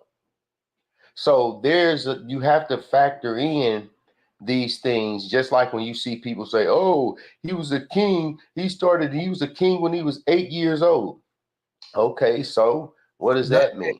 James was a king when he was 1 year old. So that's Okay, possible. that means absolutely nothing, because all that means is that he was the rightful heir to the throne when his father passed, and he had advisors all the way up until he was old enough to rule the land. It's just that simple. So at the end of the day, all of these contradictions are just misunderstandings of man. The Bible itself says that God. Hold on, bro. You're talking religiously, man. No, I'm not speaking religiously. We're talking about the Bible. Go ahead. Hold on. This is what I'm saying to you. I'm saying to you that if he's in the Levant era or the Canaan region where Beth Horon is, and by the way, too, it's not only an issue with Ephraim. We have the same issue with Judah in Genesis 38. We have the same issue earlier in 1 Chronicles 7:14 with Manasseh. We have the same issue with all the tribes. This issue. Hold on. Listen for a second. The issue is like Genesis 38, right? And just to give a quick example, Genesis 38 kind of it puzzles scholarship based on what I've read, because Genesis 38 kind of like cuts off Genesis 37 about them going into Egypt and all that stuff with Joseph being captured and all that stuff, right? They just interrupt the story, and Genesis 38 starts saying, hey, what's his name? Judah met this woman who was a Canaanite woman, and he had sex with the woman. She had 3 children, right? Those 3 children try to have sex with some lady. When they had sex with the lady, now the husband died. God killed the husband. So what age is that child when they started to have sex? I would say between 13 and 16, right? Now the other brother now tried to have sex and he refused to ejaculate. He ejaculated outside. God killed him, right? The third one, they didn't try to let him have sex. Judah now goes and look around. He ended up sleeping with the same woman. That woman now have twins. Those twins grow up and have children. How many years have passed? Because the time between him deviating and going down that area to when he goes into Egypt is 22 years. So all of that of him having sex with a woman, the kids growing up, getting killed, not one kid, 2 kids, the other kid didn't do it. Boom. That kid ended up in 1 Chronicles 4:21, growing up in a town with other people and ended up growing up in Canaan, not going into Egypt. Then the other child that he ended up having, the twins, ended up having other children growing up, and they ended up going into Egypt in the story. It seems like this story is like a patchwork. So this when I talk about people having children with 5 to 9, we know these are not realistic things. These are people making a patchwork, trying to make a story real. These are misunderstandings of people who don't understand the book. That's all this is. So you're telling me that you could have children and grandchildren by the time they're 5 years old? No, that's what you're saying. We know that the Bible does not support such nonsense. So all I'm saying is that, let's take a look at it. Make me believe in what you're saying, because I'm going to show you what the Bible said. I'm going to show you what the Bible said. Screw what Garfield said. Yeah, go ahead, Yara. You wanted to say something. Go ahead, brother. Yeah, before you get into that, I agree with the brother wholeheartedly. That is the position that I always take when it comes to the Bible, that there are no contradictions in the Bible, only lack of understanding. So that's one of my biggest mantras all the time. So I agree with the brother 1000%. It's only lack of understanding. So just real quick before you get into that, like the problem with this, your position in regards to Ephraim and Manasseh is them being in one place versus another place, whether they went up or came down. The brother's also correct when you talk about that phrase when it says go up into a place or go. You could be in the same. You could be across. You could be a block away, and it'll say go up to, right? It just means to travel. You know, a distance or make a move. You know, or make a movement.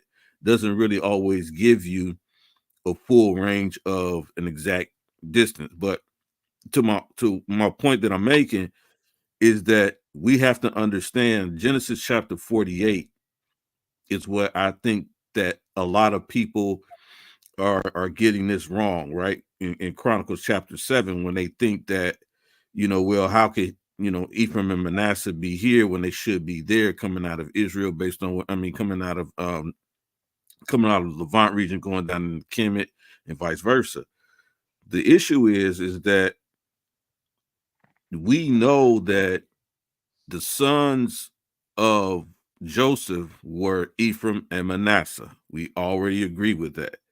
They were half Israelite, half Egyptian. We know that, right? They were born, Ephraim and Manasseh were born in the land of Kemet. They were born in Egypt because that's where Joseph, after he went into captivity, that's where and rose to prominence. That's where he lived. He married he married Asenath. So we know that's where he lived. That's why the scripture says that he was father to the Pharaoh. How was he father to the Pharaoh? Because he married the Pharaoh's daughter, right? And so, or a person in high position, someone who ruled in high regard. So we know that's the area he lived in. That's where his two sons were born. Here's where the confusion comes in at the time. That you can claim that Ephraim and Manasseh were the sons of Jacob is if when Jacob leaves out of the Levant, comes down into Egypt, and then what does the scripture tell us? That he adopts them. Am I right, Ak? He adopts them. Right. The only way that adoption takes place, he grafts them into the tribes of Israel, and they become as the tribes of Israel. But at one point, they were not always of the tribes of Israel, according to Jacob, because Jacob had not adopted them. The scripture clearly tells us that's what he does. He adopts them into the tribes as if they were of the original 12 sons. So then the tribes go from 12 sons to 14 sons with the adoption of Ephraim and Manasseh. It gives it to us. That can only occur when Joseph finally physically meets his grandsons, Ephraim and Manasseh, while in Egypt. Came down into Egypt. And then when it says the tribes of Manasseh and Ephraim go up into Canaan to steal the sheep. So it's not a contradiction. It's just that we don't understand exactly how the dynamic plays out. Can you repeat? So that's my position. Hold on, Yara, 1 second. Can you repeat the last thing that you just said? That you said that. All right. So we agree that Ephraim was born in Egypt. We agree to that, right?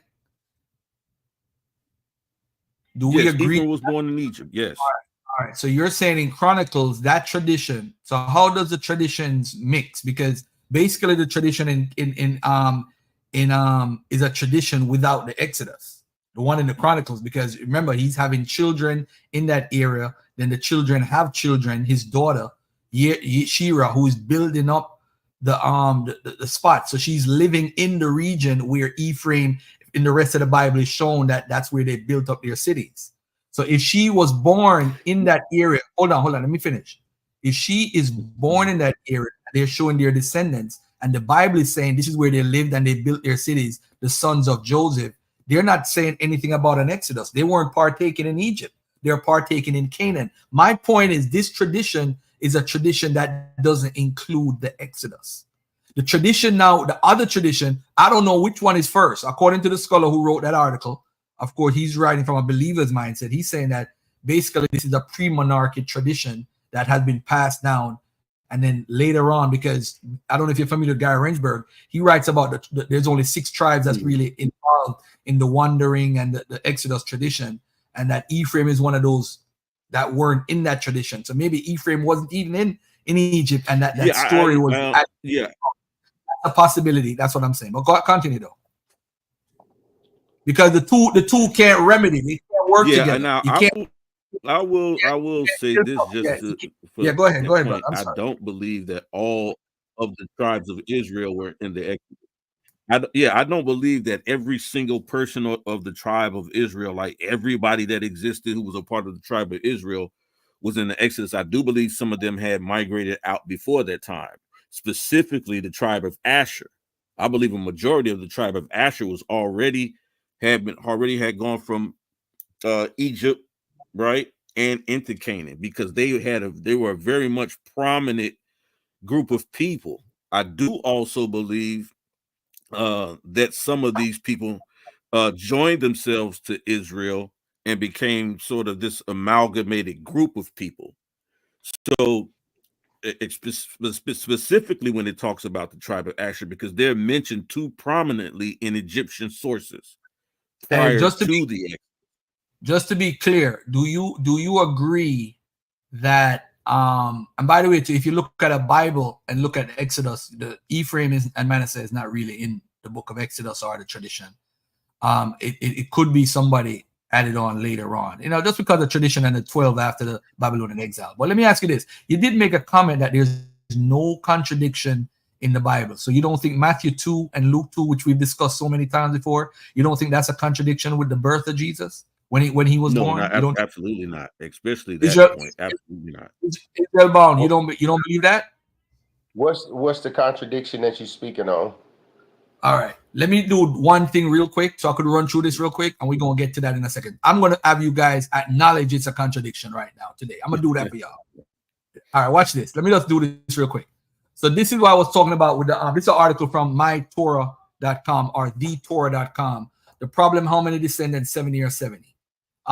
In the Genesis 46, 8 to 27 list, Jacob's descendants who came to Egypt in the Masoretic text, they total 70. Whereas in the so-called Septuagint, they total 75. In other words, the Masoretic text is missing 5 names found in the LXX. This variation correlates with other references in the Torah. According to the Masoretic text of Exodus 1:5, Jacob's descendants number 70, whereas in 2 scrolls from Qumran and in the LXX, they number 75. The tradition of 75 is also found in the New Testament in Acts 7:14 and in Philo. Both of these sources reflect the 70. Deuteronomy 10:22, most of the witnesses testified as 70. To complicate matters further, these 5 names are found in both the Hebrew and the Greek text of Numbers 26, which is the earlier tradition. 70 or 75, and how did the one change to the other? Manasseh and Ephraim's sons and grandsons, 5 extra names. These 5 extra names are descendants of Manasseh and Ephraim. In the Masoretic text, Joseph's descendants are only his sons, Manasseh and Ephraim, whereas in the LXS, his sons have 5 descendants. Manasseh has a son and a grandson, and Ephraim has 2 sons and a grandson. All right, so we see it in the text where it is and so forth. All right, the problem with Ephraim and Manasseh having descendants on the list, it is most likely that this process was not accidental but intentional, since in the context of Genesis 46, the 5 names pose a serious chronological problem. According to the internal chronology of the book of Genesis at the time when Jacob and his sons descended to Egypt, Manasseh and Ephraim were too young to have children and certainly grandchildren. Genesis suggests that Joseph marries Asenath immediately after his appointment by Pharaoh. At this same time, the years of plenty begin. Joseph's sons were born before the famine, and Jacob's family arrived in Egypt after 2 years of famine. So Joseph's sons are younger than 9 years old at this time. They could not have had offspring at this age. The LXX version of the name list in Genesis 46 is the most original extant list. This text served as a source for the expanded census account in Numbers 26. And thus, in the oldest form of Genesis, Jacob had 75 and not just 70 descendants. But what then is the origin of the number 70? In other words, why did the Masoretic text of Genesis 46 omit the sons and grandsons of Manasseh and Ephraim and cut the number down by 5. Why the majority of the name? Deuteronomy notes that Jacob had 70 descendants may have played a role in the development of the Masoretic text of Genesis 46, although the number 70 there may have originally intended as a round, even typological number. Perhaps an editor took it literally and intentionally omitted 5 names from the list of Genesis 46. But even if this is a fact in the development of the Masoretic text Genesis 46, why were these 5 particular names omitted? As noted above, according to the chronology in Genesis, Manasseh and Ephraim were too young to bear offspring at the time of their grandfather's descent to Egypt. Observing this problem, a copyist deleted the problematic passage containing the birth of these later generations and changed the sum total to 70 in 46 and Exodus 1.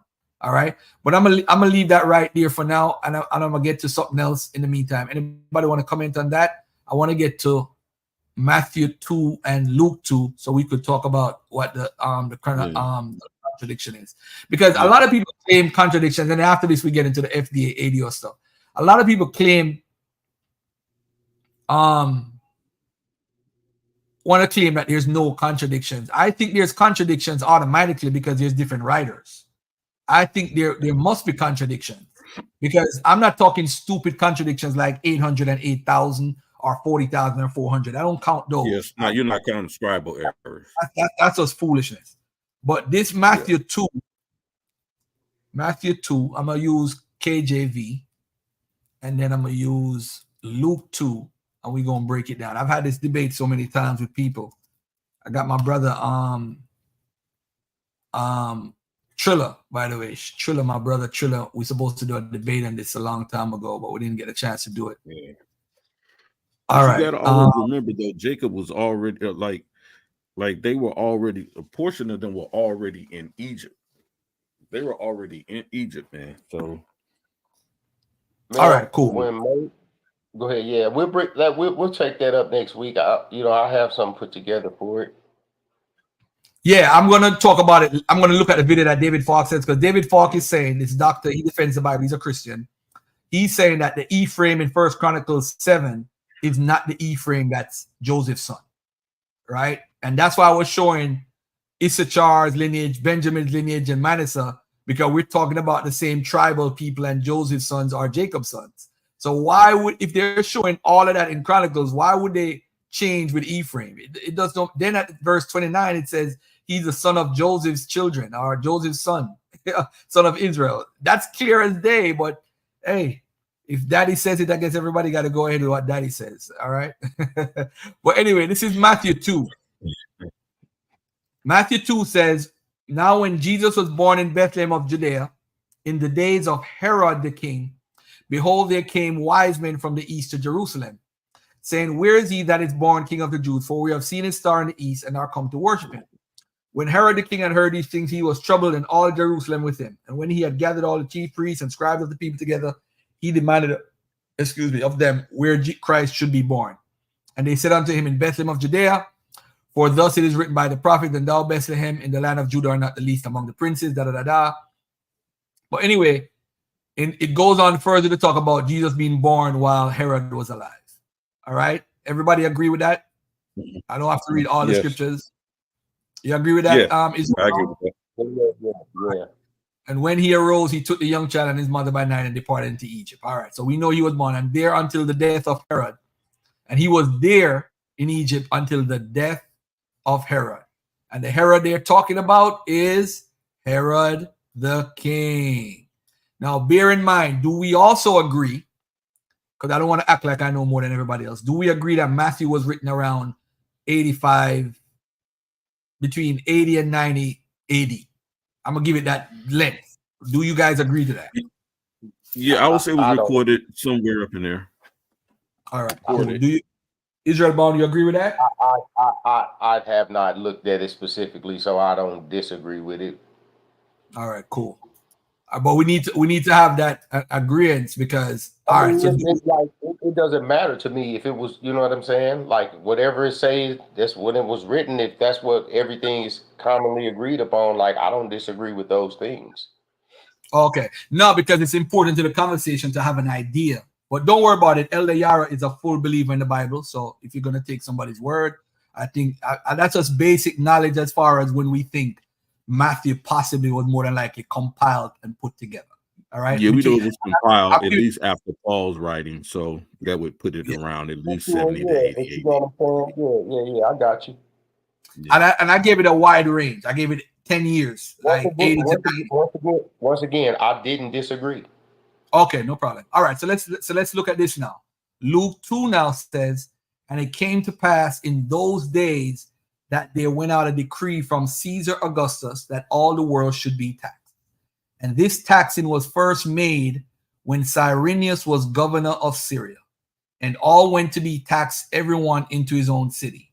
And Joseph also went up from Galilee out of the city of Nazareth into Judea unto the city of David, to be taxed with Mary's espoused wife, being great with child. And so it was that while they were there, the days were accomplished that she should be delivered. And she brought forth her firstborn son and wrapped him. Now, let me ask you this. We have here time markers. So the decree went out by Caesar Augustus, right? That all the world should be taxed. This taxing was first made when? Another time marker, when Cyrenius was governor of Syria. All right. Joseph also went up from Galilee out of the city of Nazareth into Judea unto the city which is called Bethlehem, to be taxed with Mary's espoused wife, being great with child. So it was that while they were there, the days were coming that she should be delivered. And she did what? She brought forth her firstborn son. So now we're looking at the time periods of when this happened. So one says it happened when King Herod was king, right? And we have on record when King Herod lived. The next one is saying when Cyrenius was governor of Syria, and this happened, and they had the baby during that time period. All right. So we have two time markers: Cyrenius when he was governor or governing Syria, and we have when King Herod was alive. We know he died around 4 BC. And we know Cyrenius was governor of Syria from around 6 AD. So we have from 4 BC when Herod died up to 6 AD, which is 10 years.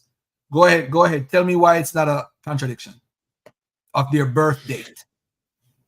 Okay, yeah, the birthday. Okay, well, it's not a contradiction because what the confusion comes in that is that people are often forget that there's two different census that's being done. And so, but most people don't realize is that they think that Luke is talking about the exact same census that Matthew is referring to, and he's not. One of the reasons in the scripture, without going outside of the scriptures, that we know, like in Acts chapter 5, Luke gives us another marker to date, right? Another date marker, I should say, when he talks about Judas the Galilean, and he right. Yeah, he talked about Judas. Yep. Acts 5. Is it Luke 5 or Acts 5? Luke talks about Acts 5, Acts chapter 5, right? Because we know that's written by Luke. So Luke begins to talk about Judas. I don't remember which verse it is, but he begins to talk about Judas. Galilee. Verse who 37. arose. Right. Okay. Yeah. Verse 37. Who arose during the time of the census, referring to one specific census. That can't be the same census that Matthew was talking about, because we know Judas of Galilee of the Galilean was not a part of the revolt or the uprising during which Matthew was talking about in the first census. So Luke is only referring to that second census. That's my position. And he goes through it and he begins to date it. And so that continues the mindset. Acts is not really a separate book from Luke's investigations and his writings in the book of Luke.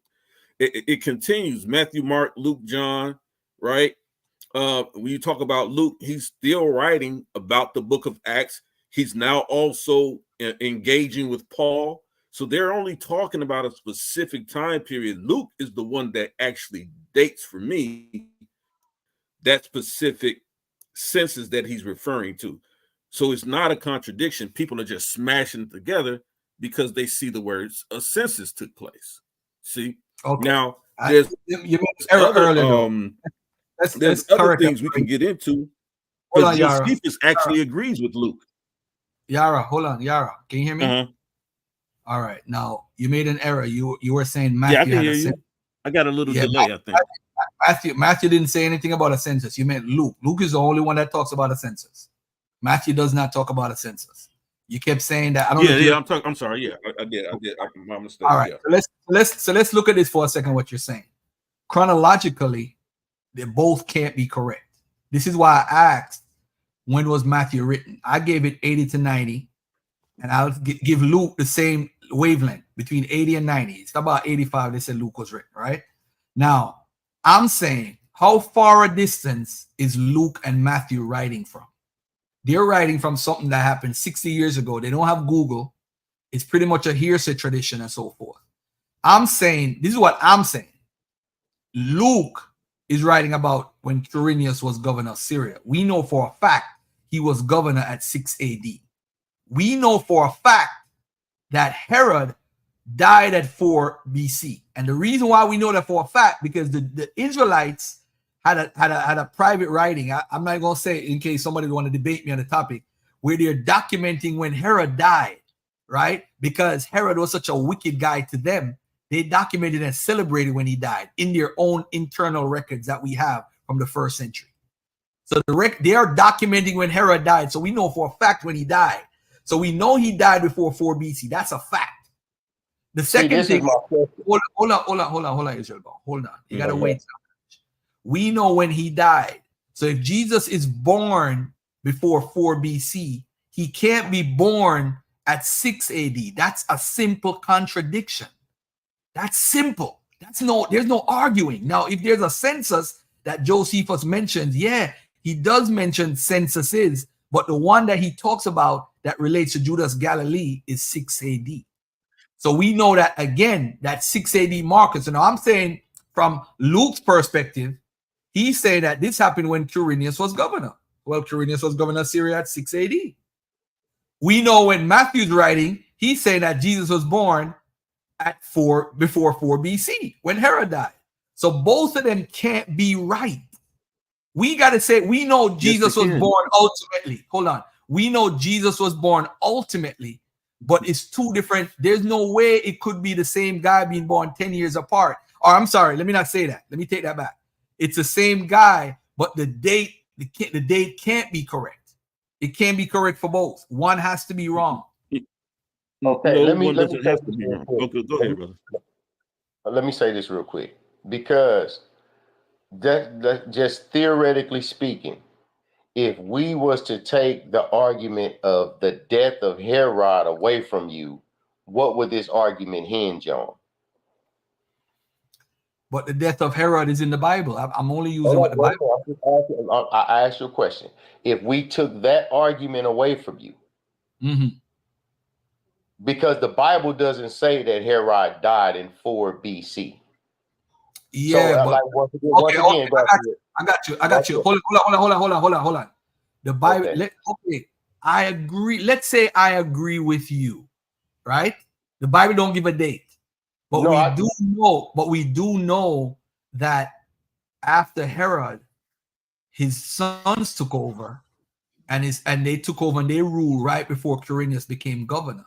So we know in between that there is 10 years based off of history. So they said we should forget about history on a whole then. No, I'm not saying that at all. I'm not saying that at all. What I'm saying is that we're basing the death of Herod on what? We basing it off of what we know in history. Okay, Herod. I'm saying what is the source we're using?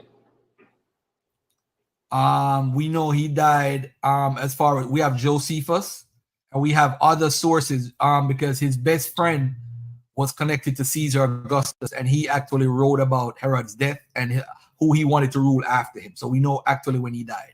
We have a chronology. So Josephus, the Bible even tells us that he died. The Bible tells us that he died. The scripture tells us he Yeah, the died. Bible tells us that. We know that he died. Hold on. The Bible tells us he died, but the Bible also tells us about the other Herods, his sons who ruled. So we Right. know that. And that's the fact. part I want to get to. What I'm saying to you two is that we have no, I'm not doubting Jesus was born, but he couldn't have been born in the so-called 680 era and born before Herod died. He can't be born at both times at the same time. One has to be right and one has to be wrong. And what happened is, as a Bible believer, you can't say there's a contradiction. And that is a contradiction. I'm telling you, well, it's not a contradiction. It's not a contradiction. And anybody wants to know, see, this is what I do on my platform. I do these, I go after these contradictions. So we know that the Bible tells us that the first Herod, right? When Jesus was born, we know that he died.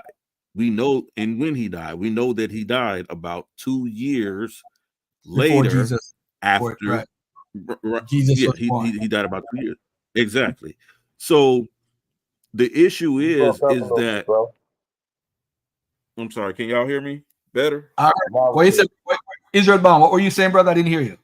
No, I was saying he broke up a little bit. Oh, okay, he was clear on my end, but I guess if he's broken. Okay, good, bro. Go ahead, beloved. Okay. Yeah, we know. See the okay, can you hear me? Yeah, we know that he's not it's not a contradiction, Garfield, because is that when Herod dies, right? His son Herod Archelaus takes over, but he doesn't take over, and his son's name is Herod Archelaus. That's number one. But we know that Herod Archelaus, that Augustus Caesar does not make him king as his father Herod wanted him to. He doesn't make Archelaus king. He basically relegates him to a governorship. So within the records, if you're recording, because of that, the first king Herod that died would still be would still be listed as the actual king, even up to 6 CE, 6 AD. He still would be listed as the king because there was no other king installed after him.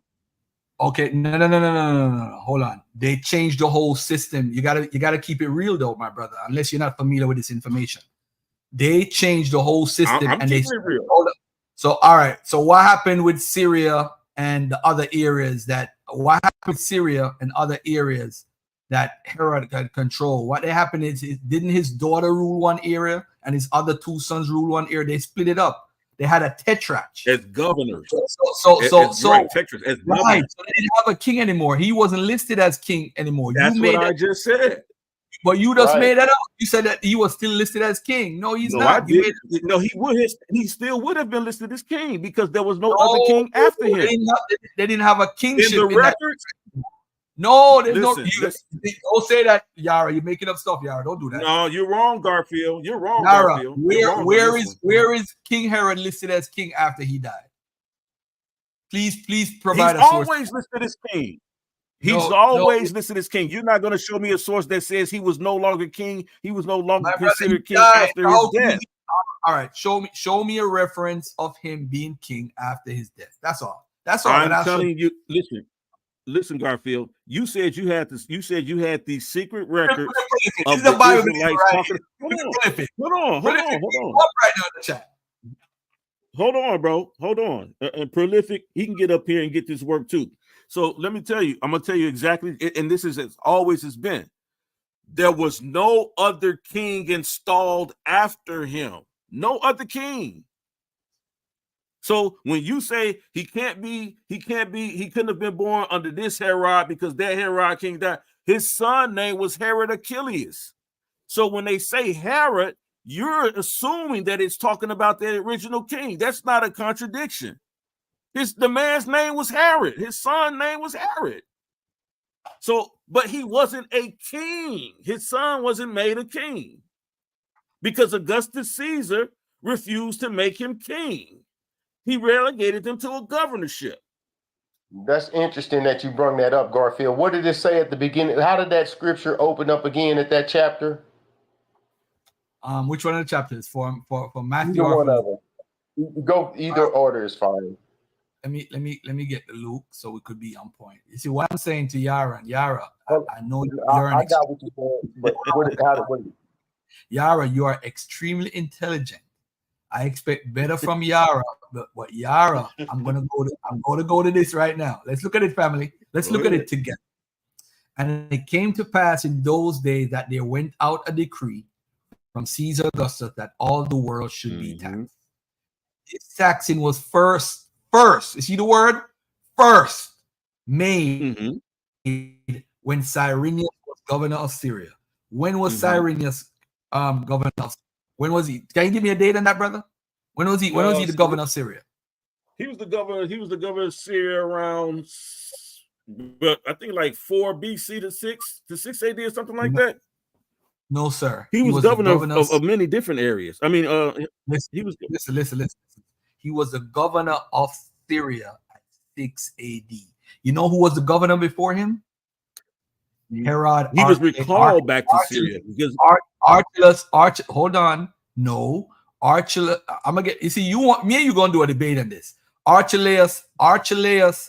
Archelaus was the governor before Cyrenius. Right. Okay. Go to the other scripture. Hold on, beloved. Before we do that, so let's just go through this piece by piece. So now this is happening when the taxing, the Bible is saying this took place when Cyrenius was governor. When was he the governor of Syria? At this time. He was governor of other places, don't get me wrong. But as far as particularly Syria, we're talking about Syria because we're going by what the Bible said. The Bible is the primary. We're not going by nothing else. So we're going by what the Bible says. He was Syria, and this actually matches up with history. So if this is saying Jesus was born while Cyrenius was governor, that means Jesus would have to be born around 6 AD or after. This is simple. Now, if he died, if Jesus was born in Matthew now too, before Herod died 2 years before, that would go back to 6 BC. So we're stretching it from 10 to 12 years difference. So what I'm saying to you, that's a contradiction, bro. They both can't be right. That's wrong. Come on, Daria. That's not a contradiction. Hold on. How many censuses does history record Cyrenius oversaw? Cyrenius oversaw as far as a census. I'm not sure. In Syria? Not before that. Not in Syria. Not in Syria. Yeah, because Josephus tells us that another census was called after the death of Herod, but it was a census. Another census occurred after the death of Herod. Okay, but remember though, would you agree that it says that this took place when Cyrenius was governor? That's the key, bro. Yeah, I agree with that. So we know he was governor 67 AD. So we can't. Well, why are we acting like 67 AD is the same as before 4 BC? Come on, that's a contradiction, bro. Bro, I'm telling you, there was two. No, get out. He's fighting. This brother I'm not fighting. There's two censuses, Garfield. You're gonna die in this debate. All right. Let me get back to this. So according to that, Garfield. So according to that, you saying that. One second. You asked me to do a request, right? Okay, You said Matthew 2. So this is Matthew 2 right here. Now, when Jesus was born in Bethlehem of Judea in the days of Herod the king, this is what messes up everything for the. If this had said Herod Archelaus, we wouldn't have a discussion. The game's over. There's no contradiction. But it says Herod the king. And once it says Herod the king, we know when Herod the king died. So that's what kills the argument. It's a contradiction. But I'm going to give you all a way out. This is why I said, when was Matthew and Luke written? Because remember, they're written 60 years later, 50 years later. So people make errors. It don't have to be 100%. It's a contradiction because it both can't be right. And sometimes when you're writing history in the future, because even when you go by the church fathers, some of them are going by what Luke says, and some of them are going by what Matthew says. So you see, they're actually Okay, well, if you're talking about they know. Remember, Jesus is born, and ultimately Jesus is born. He's born. So we're not contradicting that. We're saying that when he was born is a I ask you a question though. Let me ask you a question. The floor is yours. The floor is yours. Let's go to your argument and say that what you're saying is true. That means that Christ would have been born on what year? As far as approximate, he could be born either before 4 BC or after 6 AD. That's when Okay, so do we not have biblical reference on how old he was when he died? Not necessarily. Necessarily, we do. What do you have as a date? Go ahead, tell me the date, brother. No, I'm saying that we know that Christ lived to be how old? We don't know. We don't know. I don't know. Oh, okay. Well, Teach me, brother. The scholarly consensus is that Christ lived to be 33 years old. The scholarly consensus. Show me that. I would love to see that scholarly consensus. Okay, There's no scholarly. I don't know. I can't. Okay, I don't know. I would say, show me something to the contrary. I don't know. Listen, I just said I don't know, so that means I'm right, bowing. So right now, since you can't disprove it, we gonna rock with it. Now, no. Stop. Time out. Israel bound. We're doing good. Hold on 1 second. I'm saying to you, the Bible. You said the Bible says how old he is. The Bible don't say that. You said that originally, right? And I said that I'm not aware of. Hold on, Israel. Let me just take it. Give me 20 seconds. Okay. You said that the Bible says that he's a certain years old. The Bible doesn't say that. You said that. That was incorrect. The second thing is you said the consensus of scholarship says he was born in 33, that he was 33 years old. I'm saying to you, you got to provide a source that says that. I'm not taking you. That's what I'm not taking. You see what I'm doing? Hold on. What I'm doing is I can hold on. Israel Bound. Hold on 1 second, please. I'm asking you for 1 second. Elder Yara, is there a consensus Jesus was died at 30 years old, 33 years old? He was 33 when he died. That's the conventional consensus that he died at 33 years of age, because we know his ministry started when he was about 30 years. It tells us that he started at about 30 years of age and he was crucified. Depending on who we watch. If it's John, I think it's 1 year. If it's Luke and Matthew, 3 years. Yeah. Now, let me ask you this now, question now. What year in history do people say that Jesus died? Some say 33 CE, some say 29, between 29 and 33 CE. That's the discrepancy.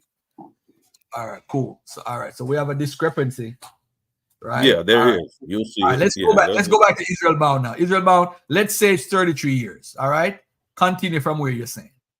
My point is that we have a discrepancy on what you call time, period. Right? Because what people don't understand is that time is a physical thing. It is not something outside of what we live.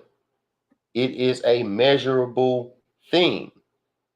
So therefore, it is part of our 4-dimensional life that we live in. So when you're talking about dealing with times, there's always error that's going to occur, because number one, time is something that's created by man. It's not accurate. All right, so when you that bound don't. yourself to, So hold on. Israel Bound, you just proved my point, bro. I am saying Jesus could not be born on 2 different occasions. So one saying that he's Quirinius and one saying before 4 BC. That's a contradiction. Listen, what I'm saying is that there could also be a contradiction. Admit that, yo. Why y'all can't admit that? Because it's not a contradiction. Why you can't let me finish? Oh man, Yara, shame on you, Yara. I love me some Yara, but boy, Yara, shame on you, bro. Shame on you. That's a contradiction, Yara. It's not a Listen, hey, contradiction, bro. Garfield, this is what I'm about to say. So I'm saying that when you talk about contradictions, that's what I was about to say. I concur with the first point that you made about those type of contradictions, because you got to remember, like I agree, like with these type of dealings, because some of these scribers were like legal scribes. I think it was either Mark or Luke. One of them was like a legal scribe, like they took shorthand, like they were professional scribers, and they took things professionally, and some of them were, you know, experienced in different areas of life, and some of them viewed things from different perspectives. So they had different testimonies about different things. So I'm not saying that you're incorrect in that sense. You're right. Okay. But those are not like contradictions that change the tone of the book, is what I'm saying. Like you can as important as we say that every word, every jot, every tittle in the Bible is an important part of the Bible. I appreciate. Let me like Garfield, I'm almost done. Mm-hmm. I was gonna say that we don't believe that any portion of the Bible is unimportant from every period to dot. But I also believe you can rip a whole page out of it and it changes nothing. All right. You won't miss nothing. All right. That's how profound the book is. Let me ask you a question. If Jesus resurrected from the dead, right, according to the Bible tradition, right? Right. If one tradition says Jesus stayed on earth for 40 years, and the next one says he went up the same night, is that a contradiction? You said one said what now? Hold on. Elder Yara, let me say it again. Yes. If one said he was resurrected and he stayed on earth for 40 days, and the other one he went up right away, is that a contradiction? The problem is that when you start talking about you just said yes, though. But listen to what I'm saying, though. I would say yes, it's a contradiction. But if you start looking at what the brother was saying earlier, if you saying some said that he went up right away, if you're not understanding what the context of what they mean by that, we're just reading English translations. But if we look in the Hebrew idiom or in the Greek or in the Koine Greek, whatever is written, that term right away could mean an expanse of time. You don't say right away. You don't say right away. I'm just saying. It could mean an expansion of time. Let me give you this. Do you agree that Luke wrote Luke and Acts? Do you agree? Yes. All right. If Luke wrote Luke and Acts, hold on one second. Hey, E, give me 2 minutes. I'm actually live on a YouTube. All right. I'm gonna call you back in 2 minutes. Give me 2 minutes. All right. In Luke, Acts 1, verses 3-9, Jesus stays on earth for 40 days. Then he goes up. Mm-hmm. In Luke 24, you read all of Luke 24, he's resurrected, family. And then when nighttime comes, he elevates and goes up into heaven. It can't be, both of them can't be true. And I'll give you an example. Shout out to Laurent G. Consciousness, my brother from over 15 years now. He said Jesus resurrected and ascended to heaven 3 times. He made that whole thing up to try to answer that solution. I'm saying that's a contradiction because you're talking about 2 different Jesuses. It can't be the same author. It's the same author. That doesn't mean it's a contradiction. Same author. Hold on a second. Let me bring it up. Let me bring it up. Hold up. Let me bring it up. All right, hold on. You see, these guys don't read their Bible. They only read parts of the Bible. That's the problem. Luke 24, 51. That's the problem. We only read parts of the Bible. Luke 24, 51. Right here. Hold on. Let me see if I got it on the screen. Let me see first. I got it right here. Hold on. Is it on the screen? No, it's not on the screen. Stop sharing. Let me share real quick. Hold on 1 second. It's gonna tell you what I just said, Garfield. You know what? Yara? I'm not gonna show this. I'm gonna save this one for the debate. Let's do a debate. Let's do a debate. Are there contradictions? Because watch and watch this. And watch this to the point you just made. Because we can go back to the story of Elijah when it says that he was taken up in a whirlwind, right? most people say that was a chariot came and got him. He was taken up into the heavens, right? But if you read later on in the chapters, later on, he writes a letter to the physical king, to an actual king. He writes a letter after he had been taken up into a whirlwind into heaven. Well, most people think that's what it's saying. But when it says he was taken up by a whirlwind, it just means that he was separated. Or he separated himself. Oh, that's not a contradiction. Yara. Yeah. Listen, what does this say right here? Let me share it on the screen. What does this say right here? Luke 24:15. What does it say right here? It says right here, and it came to pass while he blessed them, he was parted from them and carried up into heaven. And they worshiped him and returned to Jerusalem with joy. There's no ifs, ands, and buts. He's carried up into heaven. He's ascended to heaven according to the biblical tradition. There's no, it means something else. And he's Garfield, carried up into heaven. Hey, Garfield, can you start up like 2 verses before that? Just to get a little bit of context. No. We can read the whole thing, but I'm saying though, this is what I'm going to say to you. Hold on. I'm not gonna go into this part. What I'm saying is, I want to save it for the debate. I want to save that for the debate. You should have just kept it in for the debate. I want to save that for the debate because I'm set the debate up, man. Set the debate up. Set it up. You let me know. I got a debate in 2 weeks. Let me know. Yo, prolific. You see, I got my sharpshooter in the audience, man. Prolific is prolific. The fact that he says this can't be serious, I can tell you right now, he's New York trash. Oh man, he's from Jersey, from Georgia, right? Nah, he ain't gonna talk about it, man. That's even worse. Hey, y'all got a bunch of misunderstandings about the Bible, man. That's all it is, brother. That's all it is. But anyway, let's talk about. Anybody want to jump on? I want to get into I want to get into some Metatron and King's monologue about the Moors later. And I think Yara knows about the Moors. I'm not really a Moor guy, but I do want to get into the FDA, ADAS, Trump or Kamala stuff. If y'all are willing to stay along and let's talk about this before the football season, before the football game. Oh yeah, no doubt. But, before we do that, let me play this video right here real quickly. Let me share this video to start off. Give y'all Trump supporters something to think about. All right. And for the record, I am a Trump supporter. Sure you are. Rating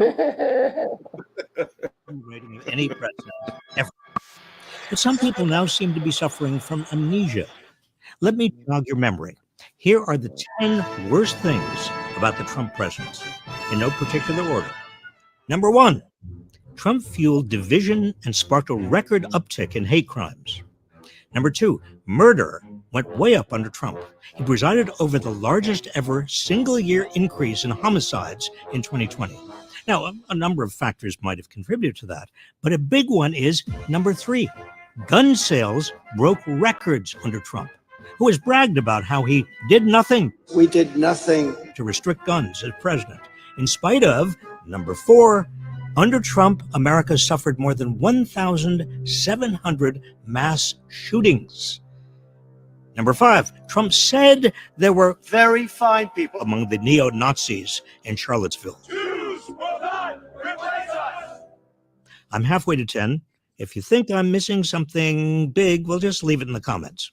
Number 6, Trump allied himself with the Proud Boys, a violent hate group who helped orchestrate the January 6th Capitol attack. Proud Boys, stand back and stand by. Number 7, Trump's not wrong when he says, I got rid of Roe v. Wade. it's entirely because of Trump's judicial appointments that 1 in 3 American women of childbearing age now lives in states with abortion bans. Number 8, one of Trump's Supreme Court justices was Brett Kavanaugh, a man accused of sexual assault by multiple women. Number 9, Trump's White House interfered in the FBI's investigation of Brett Kavanaugh's alleged sexual assaults. And now, number 10, Trump has been convicted of committing 34 felonies while in office. The criminally false business filings he got convicted for in New York, all of them were committed while he was president. I'm sorry. Did I say the 10 worst things about the Trump presidency? No, I meant 15. Number 11, Trump's failed pandemic response is estimated to have led to hundreds of thousands of needless deaths. By the time Trump left office, roughly 3,000 Americans were dying of COVID every day. That's a 9/11 scale mass casualty event every single day.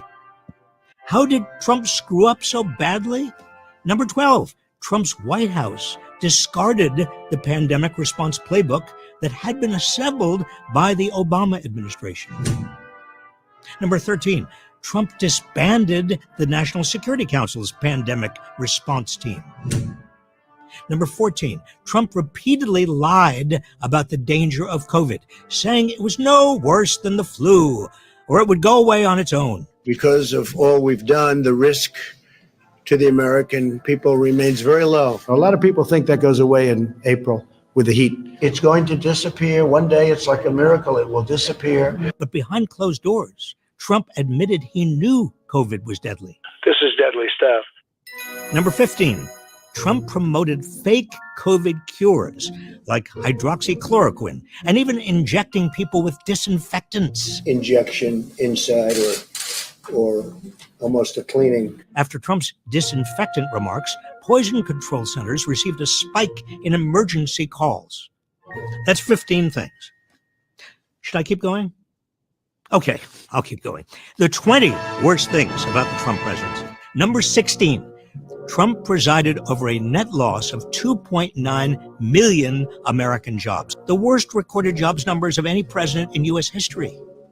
Number 17, Trump profited off the presidency, making an estimated $160 million from foreign countries while he was president. Number 18, Trump also billed the Secret Service over $1 million for the privilege of staying at his golf clubs and other Trump properties while they protected him.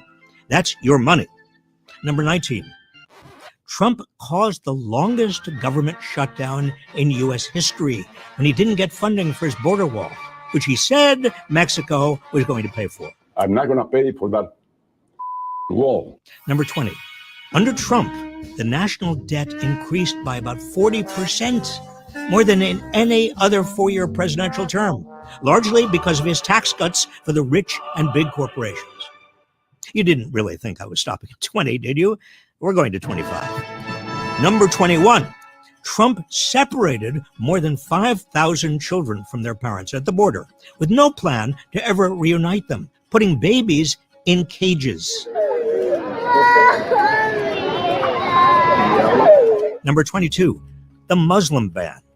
Yes, Trump really did try to ban Muslims from entering the country. Number 23, Trump sparked international outrage by moving the American embassy in Israel to Jerusalem while closing the U.S. Palestine office. Number 24, Trump tasked his son-in-law, Jared Kushner, with drafting a potential Middle East peace plan with zero Palestinian input. Number 25, and finally, Trump recognized Israel's occupation of the Golan Heights, which is considered illegal under international law. So, there you have it, folks. The 25 worst... Wait a minute. Did I mention the impeachments? We've got to do the impeachments. Okay, let's go to 30. Number 26, Trump broke the law by trying to withhold nearly $400 million of U.S. aid for Ukraine in an effort to extort a personal political favor from Ukraine's President Zelensky. Trump wanted Zelensky to interfere in the 2020 election by announcing an investigation into the Bidens. Delaying this aid to Ukraine weakened Ukraine and strengthened Russia. Number 27, Trump personally attacked and ruined the careers of everyone who stood in the way of his illegal Ukraine scheme, including Ambassador Marie Yovanovitch and Lieutenant Colonel Alexander Vindman. Number 28, to cover up the scheme, Trump ordered the White House and State Department to defy congressional subpoenas. We're fighting all the subpoenas. Number 29, for these reasons, On December 18th, 2019, Trump became the third U.S. president to be impeached. He was charged with abuse of power and obstruction of Congress. Number 30. Even while he was being investigated for trying to get Ukraine to interfere in the U.S. election, Trump publicly called for China to interfere in the election. China should start an investigation into the Bidens. So, those are the 30. What about the other impeachments and trying to end American democracy? There was also a pandemic and whatever. Yep. All right, so let's just Okay, I'll go to 35. Number 31. Long before Election Day, Trump started making false claims that the election would be rigged. It will be a rigged election. Number 32. After losing, Trump falsely claimed the election was stolen, even though his own inner circle, including his campaign manager, White House lawyers, and his own Justice Department and Attorney General told him it was not. The claims of fraud were bullshit. Number 33. Trump kept telling his big lie even after more than 60 legal challenges to the election were struck down in court, many by Trump-appointed judges. Number 34. Trump ordered the Department of Justice to falsely claim that the election was corrupt. Number 35. Trump and his allies used threats to pressure state leaders in Arizona and Georgia to falsify the election results. We may go to 40. Is that okay? 40? Number 36. When none of the previous schemes worked, Trump and his allies produced fake electoral votes cast by fake electors in multiple swing states. We're electors. We're electors. Yeah, the electors are already here. They've been checked in. Trump's former White House chief of staff and Rudy Giuliani are among the many members of his inner circle who have been criminally indicted for this scheme. Number 37. Trump tried to bully Vice President Pence into obstructing the certification of the election. If Mike Pence does the right thing, we win the election. Number 38. Trump invited a mob to the Capitol on January 6th with his, quote, "Be there, will be wild" tweet. Number 39. Sworn testimony alleges that when Trump was warned that members of the crowd were carrying deadly weapons, he ordered security metal detectors to be taken down. Number 40. Knowing the crowd had deadly weapons, he ordered them to go to the Capitol and fight like hell. Number 41. Yes, I know. Bear with me. I've got to go on. Trump betrayed his oath to defend the nation by doing nothing to stop the January 6th violence. Instead, according to witness testimony, he sat and watched TV for hours. Number 42. On January 13th, 2021, Trump became the only president ever to be impeached twice. This time, he was charged with incitement of insurrection. It was a bipartisan vote. Number 43. The majority of senators, 57 out of 100, voted to convict Trump, including 7 Republican senators. So that's the 2 impeachments and the big lie. But wait. We haven't dealt with Russia, right? We're going to 50, all right? We're going to 50. Number 44. Trump publicly sided with Putin over the U.S. intelligence community in denying Russia's interference in the 2016 election. Number 45. In a likely obstruction of justice, Trump pressured then FBI Director James Comey to stop the FBI's investigation into Trump's national security advisor, Michael Flynn. This was documented in the Mueller report. Number 46. When Comey didn't bend to Trump's will, Trump fired him. Number 47. Trump tried to shut down the Mueller investigation by ordering White House counsel Don McGahn to fire Mueller. McGahn refused because that would be criminal obstruction of justice. Number 48. Trump ordered his staff not to turn over emails showing Don Jr. had set up a meeting at Trump Tower before the 2016 election with representatives of the Russian government. Number 49. Trump convinced Michael Cohen to lie to Congress about Trump's plans to build a Trump Tower in Moscow, and Cohen served prison time for lying to Congress. Number 50. Trump was not charged for criminal obstruction of justice because it's the Justice Department's policy not to indict a sitting president. But more than 1,000 former federal prosecutors who served under both Republicans and Democrats signed a letter declaring there was more than enough evidence to prosecute Trump. So those are the 50 worst things about the Trump presidency. Now, I could go on, and I will. The 75 worst things about the Trump presidency. Number 51, Trump said he'd hire only the best people in the world. But his campaign chair was convicted of multiple crimes. So was one of his closest associates. His deputy campaign chair pleaded guilty to crimes. So did his personal lawyer, his national security advisor, the chief financial officer of his business campaign, a campaign foreign policy advisor, and one of his campaign fundraisers. They all committed crimes, and Trump pardoned most of them. Number 52, Trump said he drained a swamp in Washington, D.C. But he appointed more billionaires, CEOs, and Wall Street moguls to his administration than any administration in history. Number 53, Trump intervened to get his son-in-law, Jared Kushner, top-secret clearance after he was denied over concerns about foreign influence. Number 54, Trump hosted a Russian foreign minister in the Oval Office where Trump revealed top-secret intelligence. Oh, and Trump's economic policies. Number 55, Trump promised that the average American family would see a $4,000 pay raise because of his tax cuts for the wealthy and big corporations.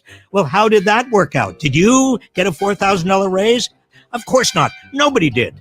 Number 56, Trump vowed to protect American jobs, but offshoring increased and manufacturing fell. Number 57, Trump said he would fix America's infrastructure, but it never happened. He announced so many failed infrastructure weeks, they became a running joke. Since it's infrastructure week. Is it infrastructure week? Number 58, Trump said he would be the voice of American workers. I am your voice. But he filled the National Labor Relations Board with anti-union flacks who made it harder for workers to unionize.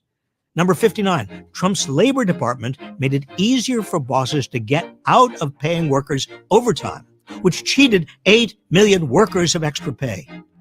Number 60, Trump repeatedly suggested he might serve more than 2 terms in violation of the Constitution, and continues to do so. We may have to go for an extra term. Number 61, Trump called Haiti and African nations shithole countries.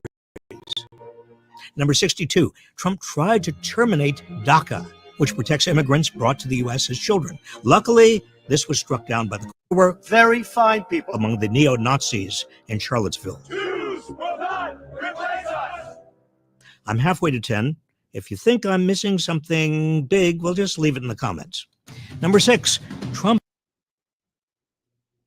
All right. Yeah, the floor is yours. I'm going to mute up. You got 15 minutes. Go ahead. Y'all want to respond. I'm going to mute up. Yeah, I mean, it was a very creative propaganda piece. Here's the problem, right? With people who talk about why Donald Trump is an issue. I didn't hear anything, 5 statements of what Donald Trump did in his presidency that was an issue that had any impact or reflection on the economy, right? And how you live and how you're able to take care of your families and how you're able to save money if you can, job stability, and different things of that nature, which is what we know. One of the famous quotes by Carville to Bill Clinton in the 90s, right? He made the statement, the famous statement, it's the economy, stupid. It's always about the economy. It doesn't matter how many people Donald Trump gropes, allegedly. Doesn't matter how many times he allegedly ignited and incited an insurrection for people to go overthrow the White House, which he didn't. There's no connection being made to that, simply based on people's fears and frailties. Some people have an aversion to him simply because he's a white man. Some people have an aversion to him, just like you seen in all of these things, because of his support for Israel, right? And that's all well and fine, but it's all fluff. If this economy, right, and sometimes people who live at a certain poverty level or a certain economic status in this country, they're more apt to look for people who they feel is going to give them a handout. And that's just what that is, right? So people that are at or below the poverty level sometimes they do need government assistance. But just like any assistance you give someone without any notion to wanting to pull themselves up, you have people who are chronic welfare recipients. Even after Bill Clinton, no one ever talks about this. One of the most famous Democratic presidents stopped in his issues with welfare reform. That sent a lot of Black families spiraling. They have never recovered to this day. So it's the Democrats are always hypocritical when it comes to this, but it's about the economy. Stupid. You can't do anything. You can't send your kid to college. You can't fix potholes in your streets. You can't do anything in this country because it's a capitalistic country. What you have from these Democrats like Kamala Harris or Barack Obama, these people are socialist, damn near communists, and that's a fact. They rely on foundations and teaching based on Marxism that you don't own anything. Your hard work really doesn't matter because it all belongs to the government anyway, and we can choose to take as much from you as we like and distribute it to those, regardless if they want to stay home and sit on their behinds. If they want to stay home and sit on their behinds, what happened?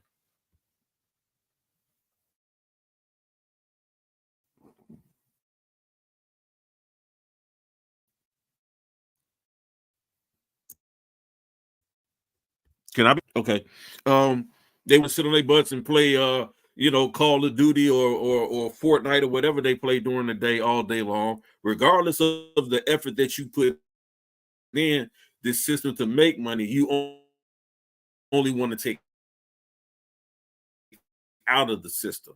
You're not getting lobster off the government for free, right? You want to get up and work for it, and so that's why you have a lot of women who are out here taking care of grown men while they sit at home all day playing video games.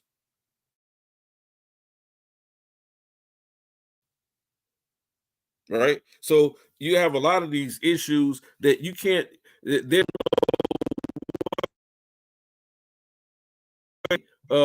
You have all of these women out here.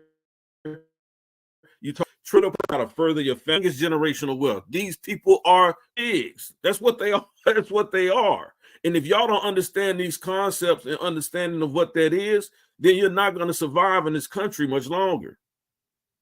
You're not going to see any increase in your wealth. You're going to lose jobs because you won't own anything.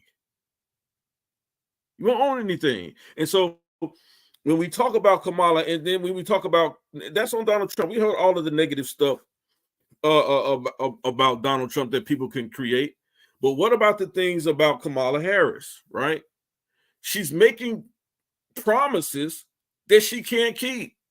Ask yourselves, people, one of her biggest campaign points is that new homeowners or first-time buyers, you're going to be able to get up to $25,000 to purchase a new home. Where the hell is she going to get that money from? The Democrats have always run on a tax and spend. So they tax you, and then they give you a little bit. They spend it on unnecessary subsidies like free cell phones, stuff like that to appease some of you guys. But They always going to raise your taxes. You're not going to show me one Democrat that has not raised taxes in the last 40 years. Since you had Democratic presidents, administrations. Show me what they haven't raised your taxes. So when she's talking about the propaganda commercials that they run all the time, saying that his plan is going to bring about an extra $4,000 to everyday families, that's not everyday families.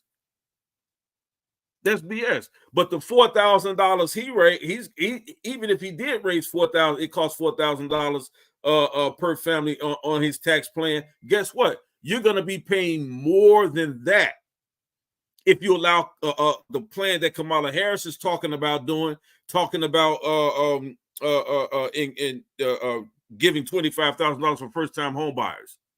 She's under the assumption that all of you guys could qualify as a first-time home buyer. Many of you are not going to be able to do that. Many people are not going to be able to go after that. So who's going to benefit from that? Nobody's going to be able to even come up on this panel and hit this panel and give me a plan like you can read in Agenda 47 that's in Trump's plan, not Project 25. That did not come from Trump. That came from the Heritage Foundation, Project 2025. And guess what? They endorsed Kamala Harris. Nobody's talking about that. The same people that created Project 2025 is the same Heritage Foundation people that endorsed Kamala Harris a month ago. They endorsed her for presidency. Why is that? That's not Trump's plan. But y'all follow like sheep. Y'all follow like sheep. If you go study Agenda 47, I guarantee you, whether it's 1 page, 2 pages, or 3 pages, you'll see a whole plan laid out specifically for African Americans. You haven't heard anything come out of Kamala Harris' mouth saying anything about specifically dealing with Black Americans. If you have, it's been in the last recent two weeks or so, but it has not. They don't even promote it. She can't give you a straight answer. Do you know why a lot of the foreign leaders are welcoming her presidency? Because they know that the Biden administration that she's come from, the one that she's been a part of for over 4 years, has been weak on foreign policy. That's the reason why Russia was able to invade Ukraine. And then the U.S. turns around and sends vote to send Ukraine almost $4 billion. All right, stop right there. My apologies, Val. I stepped away for a while. You talked a lot. I got my man Top Flight in the building. Peace and love to my brother Top Flight. Hold on, before you go, Top Flight, I got Israel Bound. You want to say something, bro? Because y'all. I'm gonna be real quick on that. Because I don't really got a dog in that fight, but to Elder Yara's point, she actually did say something specifically about African Americans, and what she said is when asked what she would do to specifically help African American people, she said she wasn't gonna do a damn thing to help specifically African American people. Although something was specifically done to African American people in this nation that nobody's ever addressed, like we supposed to just sweep that under the rug when we done watched them pay everybody else that they done something to, and even people they ain't done nothing to, they paying money to. So they just give you slap in the face after slap in the face. Secondly, on the watch of this lady and Joe Biden, we sit here and watch the nation get flooded with immigrants.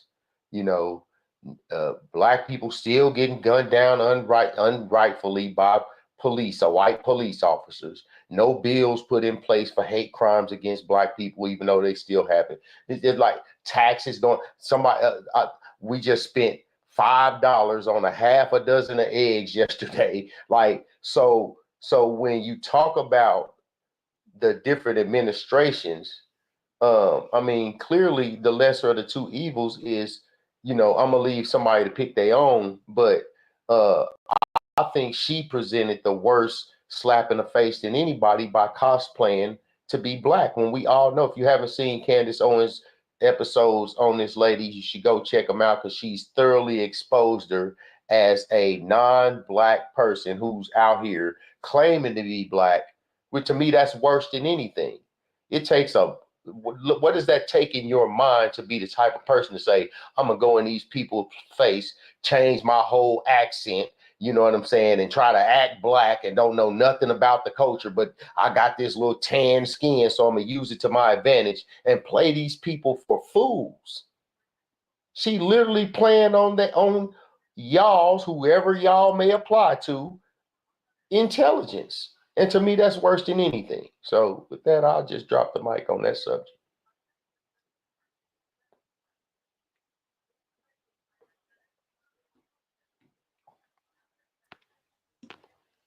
Yo. Garfield, what up, bro? It was good. Elder Yah Rob. Can we refrain? Listen, our determination of who's black or not is personal. And I think in America, for African Americans or Black Americans or people in the West. And by the way, my brother, I'm a Jamaican. Candace Owens is full of shit. And if you fact check her, you'll see that. You see, what happened is, hold on, Israel Brown, relax. That wasn't we me, brother. can have our own feelings emotionally about Kamala. But if you really look into it, what is our gripe with Kamala? We ain't got no black. If Kamala was a white woman, what would we be saying about Kamala? Oh, they don't do nothing for us. That's the only thing. But because she probably is black, we have the worst thing. The thing that we say about Kamala, we'll never say about Trump. We would never say that about Trump. Look at yourself, family. I'm telling you, she might have issues, but the issues we're bringing up is gossip. It's not facts. Hold up. What you mean? Hold up. Israel Bound. You ahead. talk. I made you talk. We got other people on the panel. I don't want to go back and forth. All I'm going to say is this. Right. If Kamala win, how's your life going to change? If Trump win, how's your life going to change? Are you going to have more money in your pocket? Are you going to be better off as a people? My matter of fact, yesterday my man came to me. He became like a grand sheik as a Mason, and he said, Garfield, I would love for you to start an outlet for the Masons right here in New York. I don't know if I'll ever do that. I don't know that. I don't know about that. But what I do know is the program he told me about helping opening up houses in every city in America, every state, and getting homeless black men, African American men off the street who are homeless. A program designed just for African American men. I was impressed by that program. He has another program where he's just taking random homeless people off the shelters, having them live in the house for 10 days, clean them up, and put them into the workforce or whatever benefits they can get through grants and whatever. They're going to walk them right through. There's nobody that's going to give us that program. But the program is out there to develop. I don't need a politician to be a part of that. My boy's putting it together. So I think what we do is we look at the white man as a boogeyman for every topic. And then we expect like the government is going to do this for us because, one, we got the chosen people syndrome. So we chosen, so we're supposed to be. People don't realize every man is for themselves, yo. I see Jamaicans come over here and make it big. I see Jamaicans come over here and suffer. I see black folks every day. A majority of black people I know are successful. I just happen to know a lot of successful black men. But the way how we're talking is like we want them to roll out a carpet, give y'all reparations, and then say, hey, this. I'm not saying you don't deserve reparations, by the way. I'm just saying we expect that, but we don't have no lobbying power. All we got is these fake YouTubers, and I'm going to call them fake. I'm going to tell you why I call them fake. I call Boyce Watkins fake. I call Tariq fake. I call Lord Jamar fake. All of them. I'm going to tell you why. Because they don't have programs themselves for black people. All they want to do is collect money from you. Everything they do is about collecting money from you. But yet still they're the voice for your FBA and saying you deserve reparations. They don't even have a lobbyist. They The NAACP, as much as we talk shit about them, is the only lobbyist that ever went to Congress and gave congressmen money to say, y'all need to put this reparations on the table. How are you going to get reparations when you're not playing the fucking game, the politics game? It's a game. Y'all never watched the movie Distinguished Gentlemen? Everything is based off of who gets money. So you think the white man, who you claim is wicked, by the way, the devil, you call him all type of names, is going to go up and say, yo, let's just give these dudes money. It's not going to happen. So now y'all want Kamala Harris to say, I'm going to give y'all reparations and suck up to the black vote when the white vote is 75% or the majority, and you want them to piss those people off so she could lose. Y'all not looking at Why she playing like she's from the culture if that's not the case? Bro, Israel Bound, you gotta let me vent. If you notice, I let you don't even hear Yara interrupting because I let him speak for like 10, 15 minutes. I ain't interrupt him one time. Whether I agree with him or not, I'm just venting right now because what we do is we don't like politicians because politicians don't give a fuck about us. They did it in Jamaica. In Jamaica, right. You know what they do? Anytime election coming, they come and give out stuff to the little kids in the communities, in the ghettos. I tell you, look, we give them a bunch of new shirts and new clothes and new soap and all type of shit to get their vote. The Democratic Party don't know y'all, and I'm saying y'all as in black folks in general here in America until election time. They don't know y'all because they need you to go out and vote. But the fucked up thing is the people that vote are still a part of that civil rights movement group, them older black people. They're the majority, and the people that are 35 to 44 is the majority that's speaking, that's going to vote. And those people are connected to the 90% of the Christian movement that is still around, bro. So I agree. I'm going to show you something real quick. Hold up. This is my last point. I'm done. My last point, and I'm done. I want y'all to look at this chart right here. I'm going to show y'all the chart on the screen, right? Forbes, top. No, I agree with you 100%, Garfield. Hold on 1 second, bro. Black YouTubers. Look at this. Look at this. I want y'all to look at this real quick on the screen.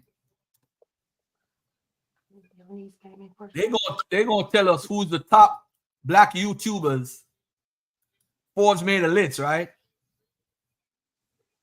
Look right here. Look who topped the list right here. This nigga right here is one of them that thought, hold on, let me take this off my screen. Pause on this. Look at this crazy nigga right here. He topped the list. You will not see Tariq Nasheed. You will not even see my good brother, what's his name, Scott, that got 1 million subscribers. They don't determine, nobody voted. These are the niggas who Democrats go to and pay them and say, yo, promoters. So me, my little YouTube channel get 100 people watching live, don't mean shit to the Democrats. This is why they got Cardi B. This is why they got Glorilla. This is why they got LeBron James, Beyonce, the girl, the white boy from Kansas City, girlfriend, all those people endorsing Kamala because they're the ones that make the difference in people's lives. That's wrong. They're the ones that make the difference. Not no. I know you're gonna get into it. I'm gonna let you talk. Those are the people. What the hell did I do wrong here? Can y'all hear me? Yeah, I can hear you. All right, go ahead, Top Flight. You up? my computer's. Go ahead, bro. Brother Garfield, how you doing, man? I'm great, bro. What's popping? Shout out to everybody. Hey, all right. So you said a lot, man. You said a lot, and there was a lot to debunk. All right, but I'm gonna start with the whole black YouTubers, grassroots are not effective. That is a big mistake to even say something like that. If you're looking and you're paying attention, I want you to notice how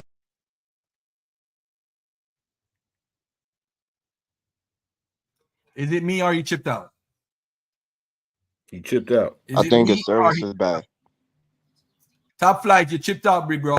Hear me? Can you hear me? Yeah, you got a chipping sound while you're talking. But go ahead, continue. You hear me now? You're good. All right, good. All right, so if you pay attention to, we've been saying no tangibles, no vote for a long time. This year came and We have been telling people no tangibles, no vote. We want something. To say that the grassroots media is not effective it just lets me know that you're not really paying attention. Now, so early on in the summer, we started talking about what we want, and we want something for our vote. And who did you hear say address that? You heard Steve Harvey, and you heard all the Democratic coons talking about, oh, well, how you gonna want something for your vote? Cool.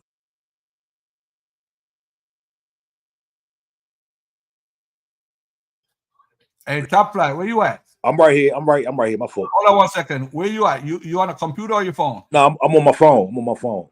No, my screen keeps closing. I got it. Okay. Because you chipped out.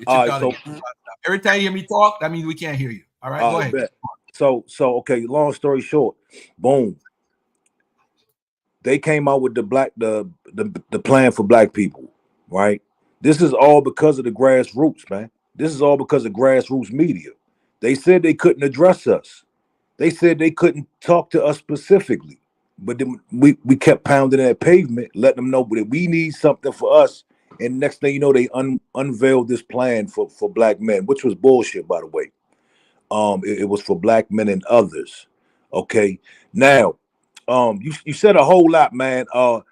You said about they can't do anything for black people, but we need to lobby, we need to have all this stuff in place. But the problem is, a lot of other groups are just getting things. They're getting things to illegals. They're getting things to people overseas. There's no lobbying going on. There's no big process that they have to go through when they make the decision and they cater to these people.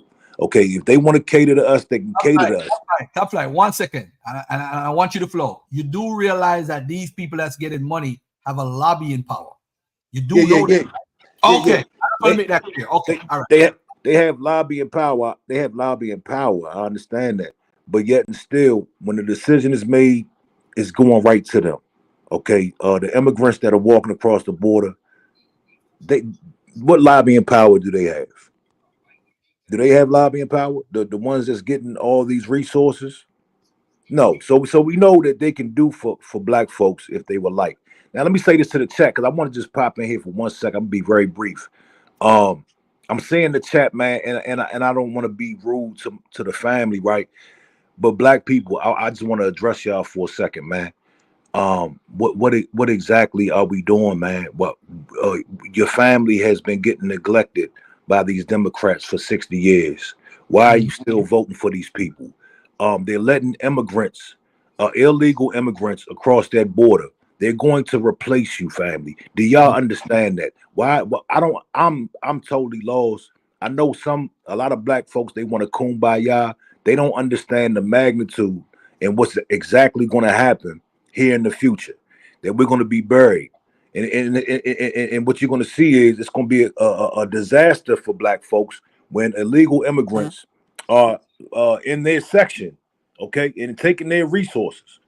So I really want to say, as far as the Cardi B and the reason why they get these people, and listen, you gotta keep your post on what black people feel right now. Black people are not feeling none of that. Black people are not feeling Cardi.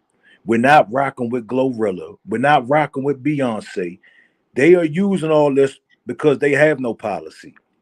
They got to do all these tricks and bring out all these celebrities because they have no policy. And as far as the black woman thing, I don't really care if she's black or not. She's not FBA, and she's told us she's not going to do nothing for us. But a real black woman, she's not bringing out Cardi B.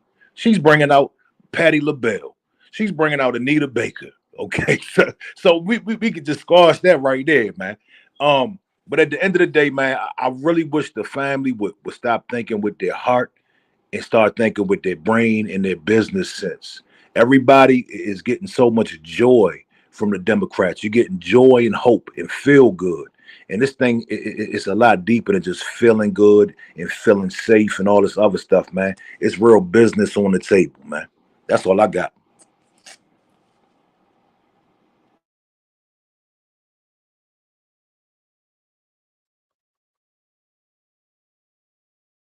Hey, Top Flight, I appreciate every word you said, bro. Whether we agree or disagree, I appreciate your words. You ain't come here and cuss nobody out. I do want to say this though. There's a sister by the name of Monica Lamb. She's the most important sister for y'all communities. And I'm talking from a Black American perspective because she has the access to know what grants. There's grants for people that own businesses, whether it's a barbershop or whatever. This is what happened is you have people that don't pay attention to what's going on. And I'm telling your family, there's enough out there for you. What happened is Mr. Top Flight Films just said something that I've said 7 years ago. I said they're trying to replace the African-American vote. They're thinking about the future. So this is why the immigration thing is not about today. It's about the 2 elections down the road. Because if all these people can't vote, like what Virginia is trying to do, you're in problem if you're a Republican for the next 40 years. Now watch this. I agree with that. What grants for a barbershop? A barbershop is a business, right, Ephraim? Like, come on, man. What the problem? But anyway, now look at this, family. If you now know that, what are you going to do about it? You're going to hold your vote? They're trying to win the election without your vote. This is why she's catering. So when they talk about responding to Black people, I'm going to play the video in a second, the one that you're talking about. But before, let me get Aiel Benezak in here because he ain't come on my show a lot. Kwame, he's going to go before you, okay? Aiel, go ahead, bro. Let him go before you because he's not a regular here, all right? After him, you could speak, and then Willie. Go ahead, brother. Yeah, peace, Garfield. Long time. Peace to the panel. Yeah. You know what? I just want to quickly say, from a foreign view, I'm so glad that a lot of Black Americans have now abandoned the Democratic Party because, you know, for the last 60-something years, Black Americans been voting Democrat and been getting nothing to little in return. I'm now glad that Black Americans are saying, you know, we want something for our vote. I'm glad the reparations thing is on the table. I'm glad that a lot of Black Americans are letting the Democrats know that, hey, if there's no reparations, then hey, no vote. You know what I'm trying to say? And all these desperate tactics, bring that music legends and actors and all, it is not working. You know what I'm trying to say? I'm so glad that Black America is standing firm.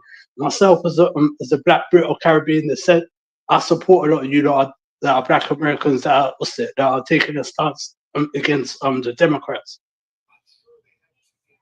All right, that's what's up. And by the way, this is my brother from overseas. We don't need to we're not directly speaking for Black Americans per se, but he's saying that he's glad that it's on the table as a conversation what Top Flight brought up. I'm gonna ask everybody a question. Look at the percentages. Look at the percentages of population. If you have a vote to make, you have 300 people that could vote. You're only 40 million, which is 20% of the vote. Who are you more focused on appealing to, the 80% or the 20%? The numbers make a difference. The issue now with people saying they're holding their vote, the Black folks ain't holding their vote. The Black people are voting. Have you seen the figures in Georgia? I see, I'm telling you, people are bandwagonists. This is what people are. We are bandwagonists, family. That's what we do, and that's what we continue to do. We are bandwagonists. We go with the flow.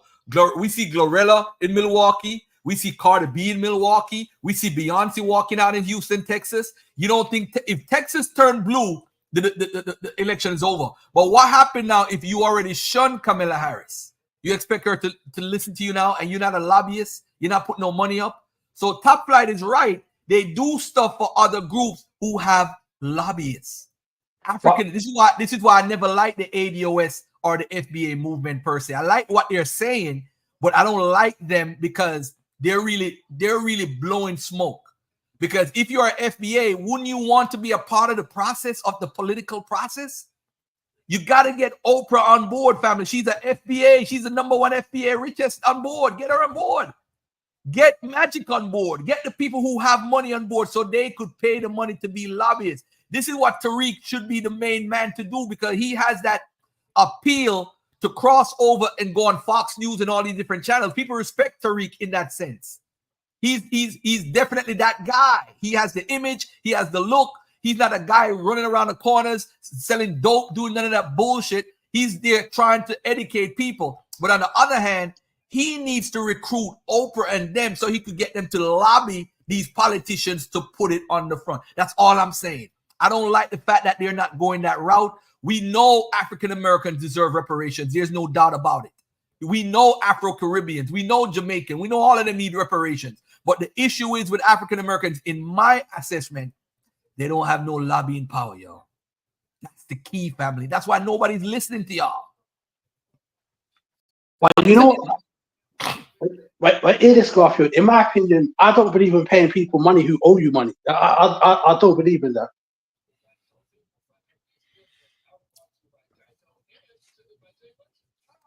Ephraim, barbershop is a business, bro. So you got grand business. I agree that really. Hold on, Yara. Let me get Willie in here because he's gonna cost me. I agree. We do need. Hold on, Yara. Yara, hold on 1 second. Willie, go ahead, man. I want to hear you more. What's going on, Garfield, and everybody on the panel? It's been a long time since I've been on here. Peace, bro. You know, I heard the guy, what was his name, Top Flight or whatever his name was. This was just speaking on some stuff that, you know, he wasn't really 100% clear on what he was saying. So I'm gonna clear a lot of things up. If we think that our vote is not important, regardless of which direction you vote, then you got to think about the times when our parents were fighting to have the right to vote. Because I'm old enough to remember my mother was a part of the civil rights movement. So, you know, we have to take in consideration that at one point in time, we couldn't vote. We didn't have the right to vote. And that should mean more to us than anything. That now we have the right to vote and make sure our vote is used accordingly. You made a good point just a second ago, Garfield, about lobbyists. We won't even unify enough to even get our neighborhoods fixed, let alone build a group to have a lobbyist. The problem ain't the vote or who the president or what we doing for. It's us that's the problem. We can't even get along on a panel on your show, Garfield, to agree with the evidence that's put right in front of us. So it ain't nobody else's problem but our own problem. Once we learn how to stop fighting and going against each other and learn how to get on code one another, then a lot of things will change for us immediately. So that's all I had to say. Can I respond to what the gentleman said?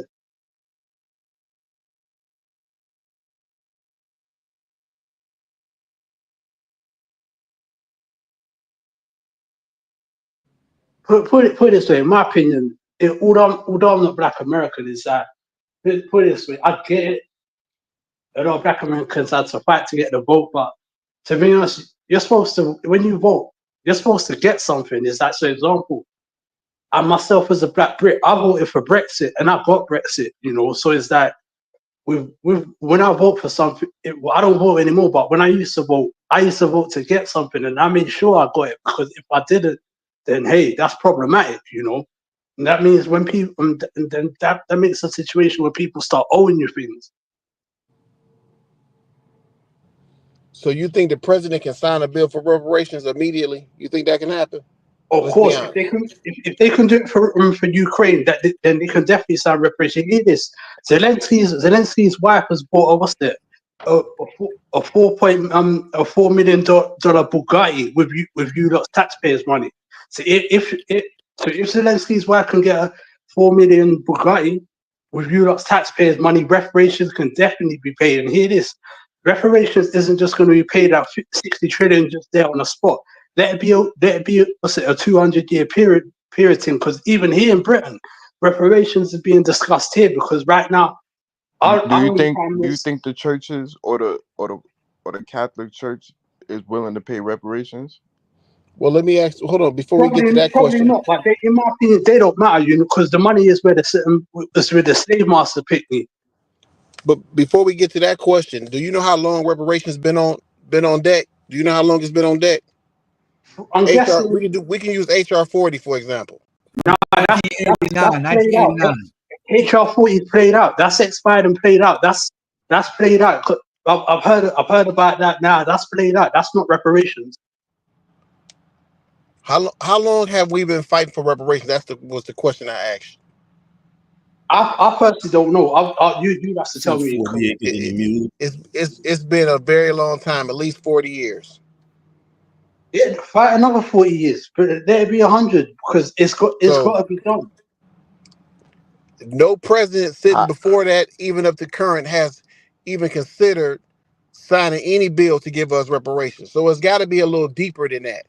Why would we Why would we Fact. get reparations Hold on. Let in me an finish. evangelical Christian country if I don't think we ever get reparations from America, British, Spain, or any of these countries?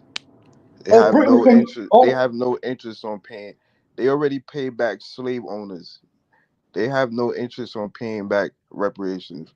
It's too much money, and we don't have no united power to even get reparations. We live in the evangelical Christian countries that support Zionism. Actually, we do not live They're in a willing to Christian pay. country. I'm trying not to get into the religion, but if you look at all the other groups that's got reparations, you look at how they unified to get it. We the only group that's saying we want reparations, but we can't even agree on how to tie our shoes up. What I mean, Facts. if we can't agree to tie our shoes up, what does that matter to the people that owe us? If they owe us, they owe us. Because it matters. It matters. Unity matters because unity brings power and strength. If we all got the same word pushing forward, that's power. All of us separated saying, I want green, I want blue, I want yellow, it has gotten us nowhere. But what people is the monogamous that vote all the same, that do everything the same? They don't have to do everything the exact same, but they on the same code to get the money. Big up everybody on the chat. I don't mean to interrupt you, but I have to. You allow this English dude to come and spread Russian propaganda. There is no evidence that the president of Ukraine, wife, Zelensky, on our trip to Paris, bought a $4 million Bugatti. There's no evidence of that. Who started it was all the Russian newspapers started spreading that propaganda. It was first published in Russian newspaper. There's no evidence. There's no Paris newspaper that published it. It was Russian propaganda. And people come on and run with the files without fact checking. There's no evidence. Go and look at Reuters or 10 million different newspapers and ask them, did President Zelensky's wife buy a $4 million Bugatti? And they're all going to say there is no evidence of that happening. So this dude come on and talk about, oh, the president of Ukraine, stop it. Stop it. You're just proving yourself to be a useful idiot. We have enough useful idiots around. We don't need any more. So how am I supposed to take anything else after that serious when you started with bullshit? You started a conversation with bullshit. So I'm going to assume that everything out of your mouth going forward is bullshit. Hey, right? So do. Well, actually, this entire stream started with that because it started with a propagandist video. That's BS. So that's no argument. He can have people can be wrong based on what they read in the newspaper. It's just up to you to correct it, and when you move on, that doesn't mean he can't speak his mind. But the issue, I agree with my brother down here with the jet ski. I can't remember your name, but I agree with him. People have this notion. That's the motorcycle. Okay, peace. Yeah, I think. Okay, I don't see the front part, but yeah, it's cool. Is that a Bugatti? No, that's a Hayabusa. Hayabusa, yeah, no doubt. Hey, so my point is that there's a big misconception that people think money equals power. Money does not equal power. The brother is correct. If you have money and you don't have a unified agenda up front to what you're going to do with that money, you're just as poor as when you first got that first dollar. So reparations is not going to do anything for the Black community if they don't have an agenda in what to do with that money. It's not going to do anything. Prime example, right? During the pandemic, there's estimated, and I'm shortcutting this number, that Blacks that received those stimulus checks was up and upwards over what you say? I'm listening. I'm listening to you. Everybody received the stimulus check, so don't just say Black. Everybody. Hey, Yara, I wanted to ask, do you support Zionism? I'm talking about the Black people that receive stimulus checks. I'm very specific. All right. 40 million Black people. It was over. Yeah, I'm talking about Black people. It was over $100 million. At least that's on the minimum, and I'm sure It was I'm more cutting than that. number It short. was more than that. It was Yeah, far I know more it was than more that. than that. Yeah, I know it was more. All right. I'm talking about legitimately, but I know Yeah. it was more No, than that. I'm not talking. But the I'm not people that talking. received that money, No.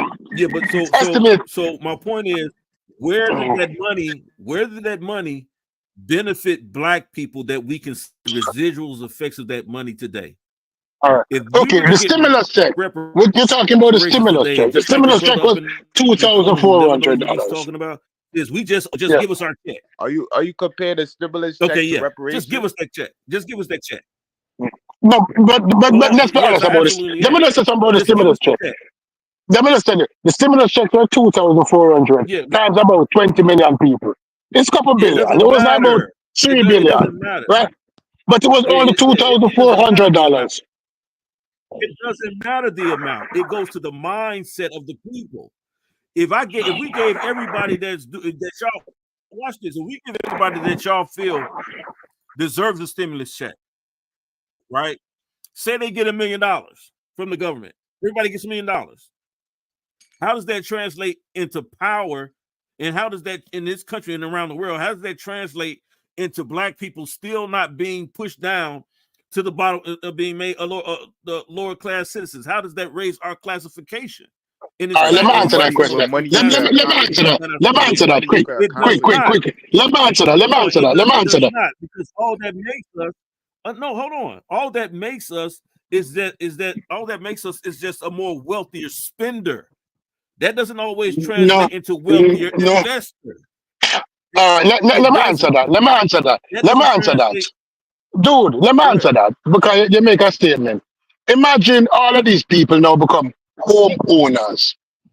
After World War II, when all of those soldiers came home and they got the grant and they got the money to buy new homes, it changed the middle class of white America because those are the people who benefited most.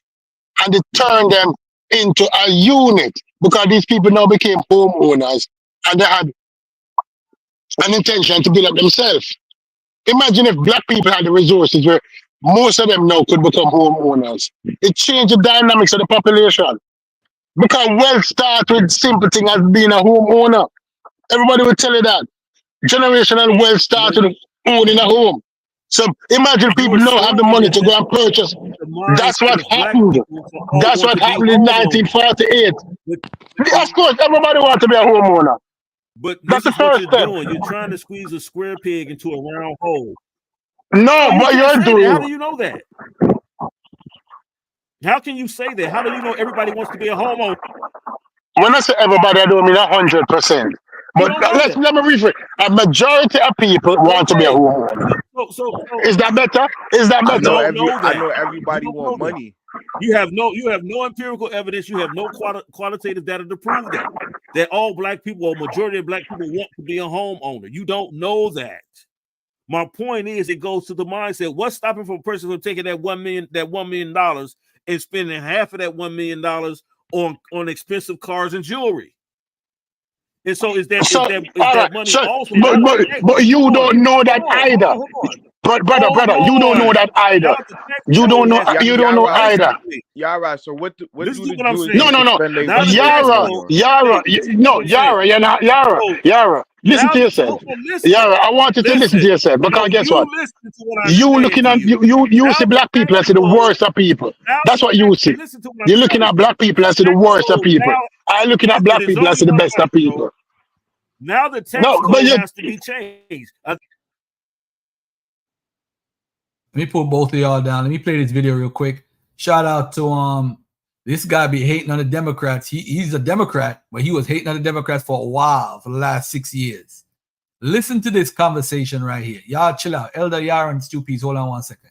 Listen to this conversation right here. It's not long. Just listen to the conversation. Because this is he dropped some because he was going in on the Democrats for a minute. Listen to this right here. And finally, new rule. Well, here we are, the Friday before Election Day, and at least one of my predictions was right on the money. It's tied, as it always is. That's just who this country is now. Two tribes united by a history, but maybe not a future.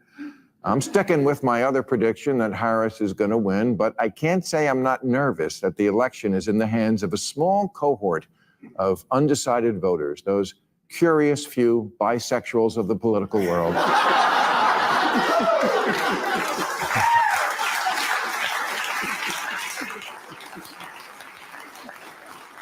Oh, everybody loves to mock, but I see it as more of a personality thing. I call them the Christmas Eve shoppers of politics. They know the big day is coming, but they just can't get themselves to do anything about it until the last minute. My father was that guy with Christmas. He would do all his Christmas shopping on Christmas Eve night, an hour before the stores closed. He would go to a single department store with no idea what he was going to get. But that's why a department store is great. Oh, look, toys. I got kids. They like toys. Done. And actually, he was a great gift giver because he felt you had to be fully in the Christmas spirit to go Christmas shopping. And being in the store at that hour with Santa and the music and the tree and the whole production going on, it served as kind of a muse for picking presents. And I think there are people who feel the same way about the voting booth. So let me have a word with them. Hi, Christmas Eve voter. Look, you obviously don't like Trump, or you'd be in that camp already, but you're still torn. And I'm the guy who keeps saying, I get why. You wanted more reassurance that the Democrat isn't going to go along with every aggressively anti-common sense idea that comes out of the woke mind virus, which, yes, is a thing. And if she loses, that will be mainly why. And part of that mind virus is progressive phobia, Steven Pinker's term for the liberal fear of ever admitting when things are actually good. As The Economist puts it about America today, an economy with an unemployment rate of 4% and a per-person GDP of $85,000 does not have to be made great again. It is great.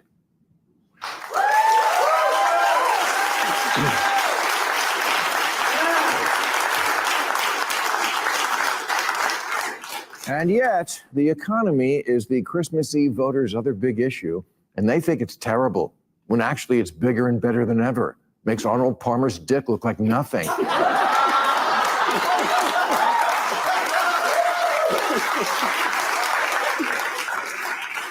When we were coming out of the pandemic, every economist predicted we were headed for a recession and all the horrible things that come with it. But much like Trump's girlfriends,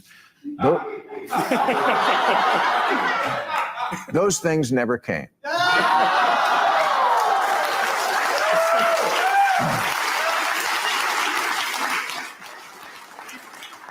The truth about America today, what Democrats should have been selling is everything that should be low and down is unemployment low, black unemployment low, poverty rate low, gas prices down, and everything that should be up and high is manufacturing, real wages, the stock market, personal spending, personal savings, oil production. The U.S. now produces more energy than it uses, which is saying something since we have Las Vegas. Where I'll be tonight, but it's sold out, so sorry. Mississippi is America's poorest state, but its residents earn on average more than Canada, Germany, or England. That's right, we're beating the axis of beer.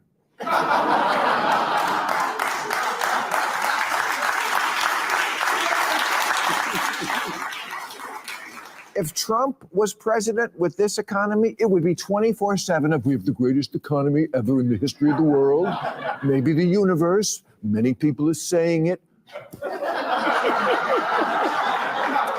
But Trump isn't president now, so you get this. Now you have millions and millions of dead people, and you have people dying financially because they can't buy bacon, they can't buy food, they can't buy groceries. That's right.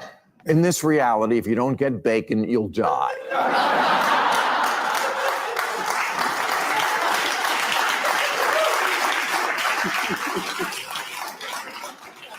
Which is also what my dog thinks.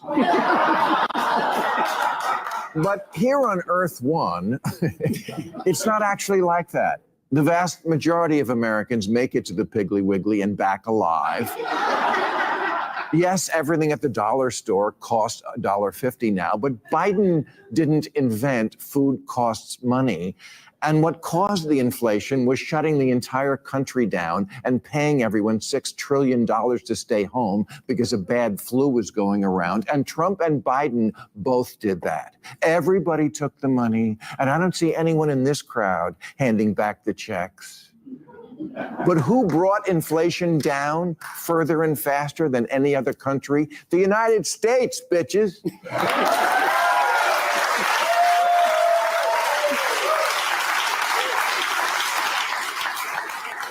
It peaked here in 2022 and since has dropped like a rock to 2.4%. Biden tamed it without causing a recession, which is like catching a SpaceX rocket with your butt cheeks. The phrase I hear so much that makes me just want to unalive myself is, how's she going to help me? Like the president is your personal genie. It's Kamala, not Kazam.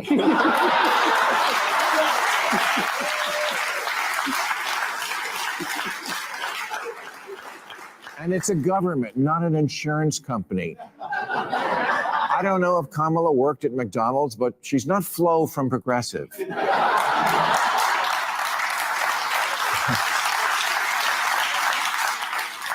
You think you're living in the Second Great Depression because you can't buy a full foot of sandwich for $5?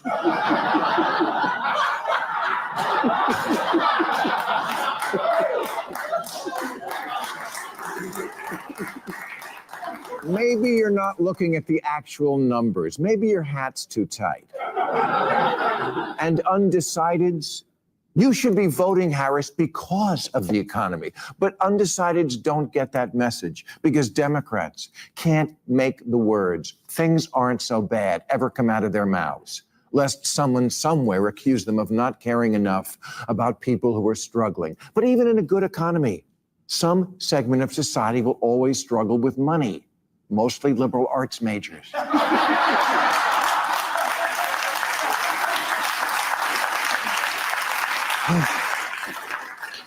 And so, dear Christmas Eve voter, I say to you, things aren't that bad, but they might get a hell of a lot worse under the rule of a mad king. Do I love everything about Kamala? No. Who told you you get to love everything? Do I wish she came up with a better reason to be president than I'm not Trump? Yeah, it would have been very helpful. But let's not forget, I'm not Trump is still a really great reason. Yes, all of that and then some. I shall stand down in this moment. It is this simple.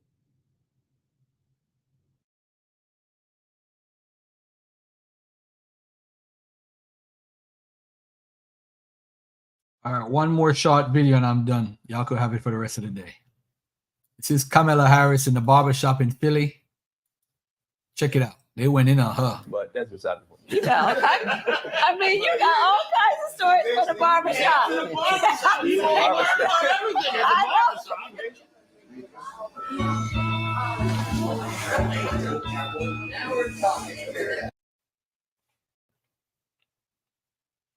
Somebody.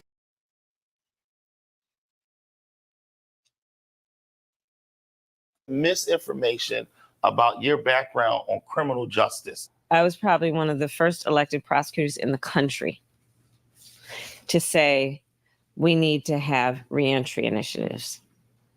And I designed from scratch and wrote out a program that focused in particular on young men who are arrested for drug sales. My policy was that we were not going to jail people for simple marijuana. And by the way, right now, I believe we need to just actually legalize the whole thing. And that's part of my platform. For sure. Shakur over here is a dean of students, and he works with our young people every day. I'm from Philly, born and raised, Uptown to be exact. I've been in education for 10 years. I started off as a teacher's assistant in a school in North Philly. Only 1% of teachers in public schools are Black men. Yeah, for sure. 1%. The statistics are if a Black child has a Black teacher by the end of third third grade, they're like 13% more likely to More go to likely to college. succeed. Wow. But to go to college even. Mm-hmm. And, you know, part of actually my focus and agenda is what we've got to do to create incentives, Mm-hmm. which really are not necessarily incentives in terms of the will, but also we don't pay teachers enough. Right. Student loan debt is an issue, you know, and thinking about how we create incentives to actually recruit and retain, because we know the benefit to overall society, Right. and in particular to our children. You know, the beauty of human nature also is that when you set a high bar and you give people the chance to reach it, especially starting with our children, they will go for it every time. Every single time. If you give a child from the beginning of their life all reinforcement that tells them they can be anything and do anything, and that they are loved and that they are special. I mean, that is one of the keys, I think, to what we can do for the children of our families, our community, right? I mean, I think about it, you know, I grew up at a time where, you know, Aretha was singing, "You Are Young, Gifted, and Black." Mm-hmm. And every signal we received told us that. Right. Yeah. And, you know, we weren't particularly special, but everybody told us we were. Right. And we believed them. But what we were talking about is representation and why it matters. That's right. Being able to see yourself as a heroic figure. Yeah, right. Everybody feels lonely. Everybody Yeah, that's feels true. like just That's things true. aren't going your way. And when you look around, the way that society is being constructed, the way that it's just everything is so against you. No matter who you are, you're going to have to hit the same roadblocks in life. As a Black man, you know, it was about 2 weeks ago you released your plan for Black men. And first, let me say thank you for doing it. I loved it. But it's based on work I've been doing for years, by the way. Exactly. Right? Yeah. But a lot of times brothers don't feel seen. Yeah, but understandably. And so literally having a plan that says, Black men, this is for you, was extremely important. What we're seeing is getting more brothers to actually understand what's in the plan. But you also talked about other things. And I mean, I read the plan. I think it So, was 9 for pages. example, I to read your it all. point, I also know history to understand why people feel the way they do right now. And it's based on fact. You look at World War II. Okay.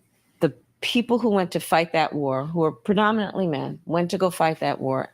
They came back and America called them the greatest generation. Because they did such an incredible job.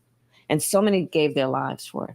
So the policy was, we should invest in the greatest generation. They've done so much for our country. And one of the things that we did as policy to create federal programs to help them, including giving an incredible infusion of resources into helping people buy homes, to become homeowners. Right. But of course, we still had, at that time, incredible racism within the institutions. Right.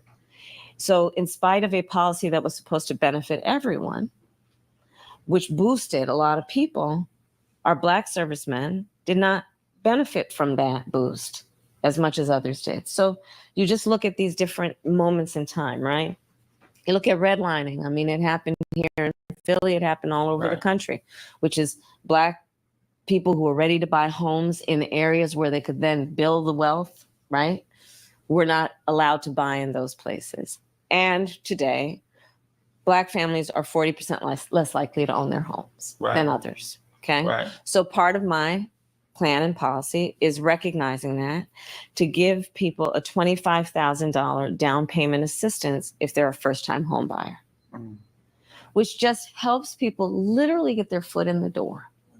And then folks will save up. They'll do what they do to make the mortgage. Part of my plan is a $6,000 child tax credit for the first year of your child's life. Because as we know, the vast majority of our parents, young fathers and mothers, want to parent their children well, but don't always have the resources to do it. Part of my plan is about dealing with Black men's health. I mean, we know the statistics. First of all, Black people are 60% more likely to be diagnosed with diabetes. When we talk about our men, like twice as likely to die from things like colon cancer and prostate cancer. I lost my wife last month to colon cancer. I know you did. So when you talk about colon cancer, I know you did. And I'm so sorry. I appreciate that. But the truth is, I lost my mother to colon cancer. You're so right. We have have to utilize our platforms to make sure that people understand early screening, early detection. And for brothers, like we'll come in the barbershop, we'll talk about everything else, but we won't talk about healthcare. Yeah. We won't talk about those things that could mean life or death. That's exactly right. And the quality of life too. Yes. Right? I know and see and understand the dimensions of life that we are talking about when we talk about our men. And it's about home ownership. It's about being a business person. It's about having dreams. It's about having ambitions. It's about education. It's about health. And it is about the election, but it's more than that. Because part to the point that we've been talking about, and you talked about so beautifully, when people feel alone, it's very disempowering. Right? When you feel it's like you against the world, it's very disempowering. And I want people to know that they are not alone. I tell people all the time, there's going to be a president, there's going to be members of Congress. Right. There are going to be governors, there are going to be members of the General Assembly, there are going to be mayors and city council. The question that we have to ask ourselves as Black men, are we going to have a say in who those people are going to be? That's exactly right. And when you don't vote, those folks still get elected. You just don't get to That's decide. Exactly right. So I wrote with Cory Booker the George Floyd Justice and Policing Act when I was in the Senate. And there were a bunch of folks who did not want it to happen and worked against it. And we still need to pass the George Floyd Justice and Policing Act. Okay. But they worked against it. And then those are the same people who will quietly suggest, see, you shouldn't vote because nothing happens when you do. Mm-hmm. Because there are forces that also trying to obstruct the good work. And here's the thing, though. If you don't vote, then you're not deciding who's in the positions of power to make decisions like, do we pass the George Floyd Justice and Policing Act? You see the vicious cycle? Right. Yeah. So you don't vote, and then you end up taking yourself out of the game. And we should never take ourselves out of the game. There's a national spotlight every 4 years around the big ticket, the presidential election and everything like that. There's also very important to make sure that you're voting in your local elections also. Good. Your judges, your state reps, your city council people, and also being engaged in that process so that you understand how all of these different functions work together. Right. To get the word out, whether people vote for me or not, whether they vote or not. Well, although we want to encourage them to vote for me. Everybody. But let's get the word out so people also understand what they have a right to expect and demand. Because this is not about doing anybody a favor. It's literally the right thing to do. Period. Well, you survived. You survived the barbershop. I had no question about that. Were you worried? I know. I mean, I knew you was going to. I think you were worried. No, I wasn't. Were you all right? You were Harris. You were Harris. That's how we built. Let's thank the Vice President for hanging out with us a little bit. Thank you for letting me come into the barbershop. I know what a sacred space this is.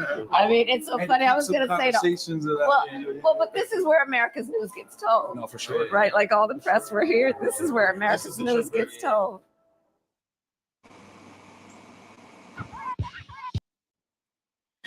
Hey, Garfield.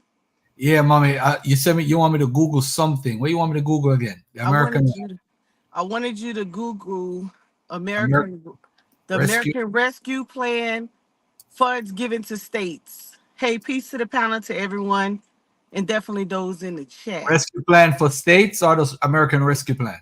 I wanted you to. The reason I wanted you to add the states. I wanted you to Google how much money did the federal government send down to the states under the American Rescue Plan. American Rescue Plan by state. You might see a list. I used to have it, and then I also I should have been able to send you the grant. But anyway, whether you pull it up or not, I just come on to share just a little bit because I'm working on a grant.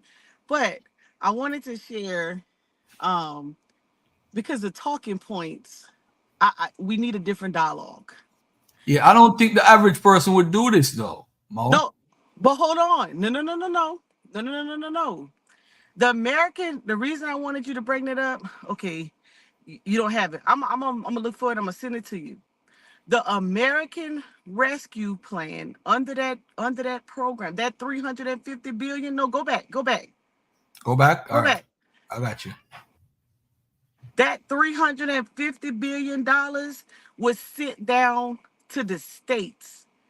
In the American Rescue Plan, the Infrastructure Act, that money was sent down to the states for the states to come up with a plan to help its communities. Some states sent the money down to the counties and the cities to come up with a way to help their areas. Other states came up with their own plan. So when we talk about things like improving our roads, improving our facilities, helping the kids, you need to talk to your elected officials and say, hey, what did y'all do with that money they sent down? The feds are doing their job. They're pushing the fundings down. Your local officials, your state government, your city councilmen are taking that money and they're distributing it the way they see fit. It doesn't meet your interest because you have no clue that it exists. I think it's unfair. I think many people are being unfair of what's being provided. And the reason they're being unfair, because people say, well, how can we obtain this? Okay, so we have shoulders that we stood on back in the day that created organizations that did think tanks to come up with ideas and ways to help their people. Are we saying today that we can't galvanize and put a community-based organization together to go after our specific concerns so that we can pull down this funding? I'll give you a case in point, because Garfield, you know I don't talk about something I'm not involved in, right? Right now, we just elected a new representative person. You can look them up. We've benchmarked a former representative from out of Spartanburg, and I'll say this name till I'm blue in the face, Robert. Pull up Harold Mitchell Jr. He was a former representative of Spartanburg. If you Google environmental justice or EPA grant funds, there's millions of dollars out there to help you revitalize your community. All you have to do is put together a community-based organization, connect with your universities, college, or tech schools, because they already got a mandate to do community engagement with your communities so that you can, one, educate the babies on STEM programs, two, bring awareness to the seniors based on the modern technologies, three, to do community engagement, which brings awareness to the issues that are going around in your community that's causing problems, four, for you to create partnerships with governmental entities as well as other and industries so that you can create these programs, right? They're doing it. They've just dumbed down, for lack of better words. On October 31st, there's grants that just came out that's called grant maker grants, meaning they're not requiring the same rigorous, intense documentation for a federal grant, so that it'd be easy attainable for community-based organizations to tap into so that they can get grants to help their community. The problem is not that the federal government don't have anything for you. You're looking for a specific word, Black or African American, but there's so much money available. The problem is you don't want to do the work. You don't want to do what your ancestors did, which is come together, create the plan, and then dispatch individuals to bring it back together. You don't want to do that. We would rather sit and say that we're waiting for a check. Okay, that's plenty of checks that are available. We did a whole retreat, was given 100,000, a whole retreat, to galvanize community individuals who were interested in helping their community. And our first report out from that retreat is going to be on food insecurities, where we're bringing out one USDA, Latambra Stevenson, Benita Clemens, who are coming down to talk to farmers on how they can bring a better economic development plan to their initiative, as well as identify landowners who would like to use their land for crops.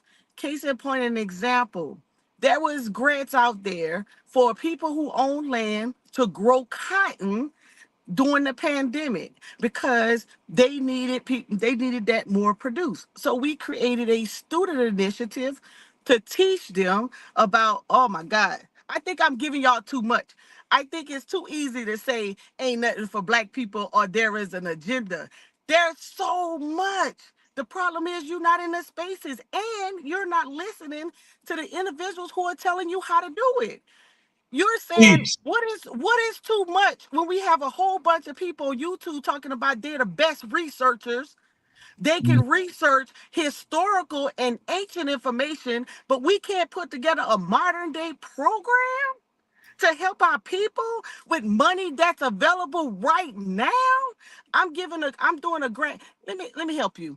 Put your money where your mouth is. I'm doing a grant makers workshop for someone who works for Environmental Protection Agency who has a consultant business who's coming to teach us how to write the grants to get from EPA. He manages and oversees $80 million. But because he know our community don't understand how or what to write to meet our purpose, he said, you know what? I'm going to do something for you, Monica Lamb. I'll let you use me. I'll charge you $150 a head. You create the fundraiser for your initiative, and I'll come to wherever you want me to go. And I'll give you 4 hours of block of instruction. I'll bring the materials and I'll teach your circle on how to get this money. It's not that the money is not available. You all don't know who to turn to. You don't have no integrity or no relationships with anybody. But we're gonna make it available to you. We having the first workshop on November the 9th. He's coming Hey, to do Mo, an hour and a half. stop right there. Stop right there. Let me ask you a question, all right? Do you think these programs or grants that are available been available the whole time under Biden? Am I correct? Yes. Listen. So now it's like I say to a lot of people, man, I gotta call you too and talk to you about a program that I'm actually interested in doing myself. But I feel like we rather drama, hear what's going on with Ray J, Nicki Minaj, and Cardi B, and all the mix-up than actually stuff that benefits us. Then we say there's nothing for us. Yes. Look, Garfield, I'm gonna make something real easy. Someone mentioned a 25,000 home buyer, right? Let me tell you what you can do for that with that 25,000, since y'all may not understand how to make that work for you. There's funding that just came down for homelessness. Remember, they just galvanized all those people in California, and it looked like they just disposed of them. That's not what happened. They were given $40 million to build housing for those individuals and create job training programs and other initiatives for those homeless people. Not only across the United States that initiative is happening, they also gave out funding for veterans. So there's going to be a huge initiative in Atlanta where they're going to be doing claims and any benefit that vets or homeless individual or that demographic of individual fall under, they're going to be completing those applications to get those individuals. Why? Because they're creating a way for providers. If you buy a home and you house a vet or homeless, or you use that home as an opportunity to create a business as a provider to get paid under initiatives like whatever the VA got going on or Medicaid, Medicare, to have that. Listen, y'all need to tune in to Urban Economic Empowerment Show. We've given y'all more than enough. We're giving you plans for your businesses for you to make money. I wish Coach would jump on here. This young man took his program, his uncles them are doing intellectual disability group home, two, and he don't mind me saying it, 2 people in the home. I can't, if I tell y'all how much he made for just housing 2 people, 2. And we're sitting up here and saying that the administration didn't do anything for you. It's because you don't know what's being done. And you don't know what's being done because you're not connected. And you're not connected because you say Mo too boring on Wednesdays.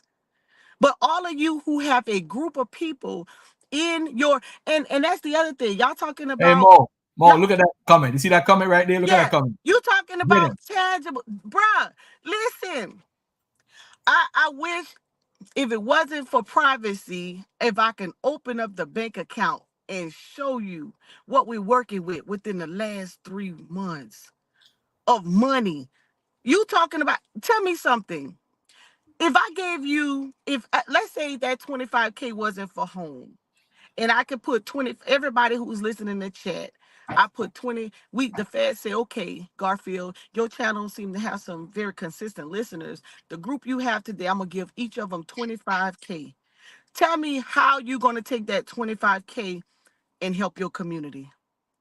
Or can you break down a dollar amount to come up with a program to help your community, not only now, but sustainability? Do you have a resiliency plan? You guys missed the mark on every disaster there is. But we gave you the blueprint. You don't want that. You would rather just comment, there's not a tangible. How much more money y'all want them to pour in your community? If you look up for grants for rural, all you have to do is create a program and pull a subject matter experts to come and facilitate it, and you pay them. But the slave mentality of do the labor and they just give you the money, your mental capacity is out the window. You don't even know how to strategize to get the dollar. You're stuck on the word tangible when there's millions in your community. And then when that white boy or that white girl come into your community, create a program, and your kid loving on them more than they loving on the neighbor next door who's a retired teacher who you could have created the same program for, to educate, to increase your readability program and your math skills. To give Goodwill right now has free cybersecurity, drone land surveying. It's like 4 different programs that they're offering for free. Man, listen, Garfield, y'all got me on fire today. They not ready for, trust me, the stuff I've learned just in the last 90 days that we're implementing on the ground, y'all ain't even ready for, because you would rather hide behind where's our check. You can get your check. 2 things can be true at one time. You're not even tapping into what's available. Somebody tell me, let them get rid of the Department of Education. Do you know that your babies are going to school based on the funding that's coming from Department of Education? Are y'all serious? Oh man, y'all done made me mad. I gotta go. I gotta write my grant. Y'all not ready. All your Hebrews out there who has an organization that got a following, you should have been the first person hitting me up, because y'all got bodies. I'm not worried about the other ones who don't have no following. They ain't got nobody who listening to them. They don't have no leadership. But y'all Hebrews, NOI, RBG, that got them groups of people, y'all should have been knocking Garfield door down saying, hey, I need that sister. I'm not trying to take over. I ain't even trying to lead your people. I'm just trying to give y'all information and tell y'all how to move. I would have brought y'all into my worship. I would have invited y'all down and probably paid your way like I did for Unc. Ask Unc what he learned and what we got going on. But y'all not ready. But y'all downplaying. Y'all downplaying her. I think you downplaying her more because she a sister, not because she a Democrat. The funds that are available, the reason they're ignoring y'all is because they're saying, what more money you want me to give to your community? Clean Water Act, Infrastructure Act, American Rescue Plan, Cybersecurity 2.0, EPA, the money that's coming in under environmental justice. There's so much money. They wanted to say black on it. They wanted to say black. That's what they want. Hey, disproportionate, marginalized, low income, rural area is black. Talk about it. I'm sorry. If you wanted to say something else, you should be offended if it says black. Oh my God, Garfield. I can give it. And the sad thing is, they want you to give them a whole how-to plan in 20 minutes that you live. That's not how it works. I need you to bring your best educators and let me line them up. We got the best representative I've ever seen in the U.S., Mr. Robert Reese. He about to kill the game. That $20 million change grant that EPA got that's due on the 21st. Bruh, we done conquered the lower level, the state level, and the federal funds. We already tapping into global with UNESCO and the United Nations. Y'all not even ready.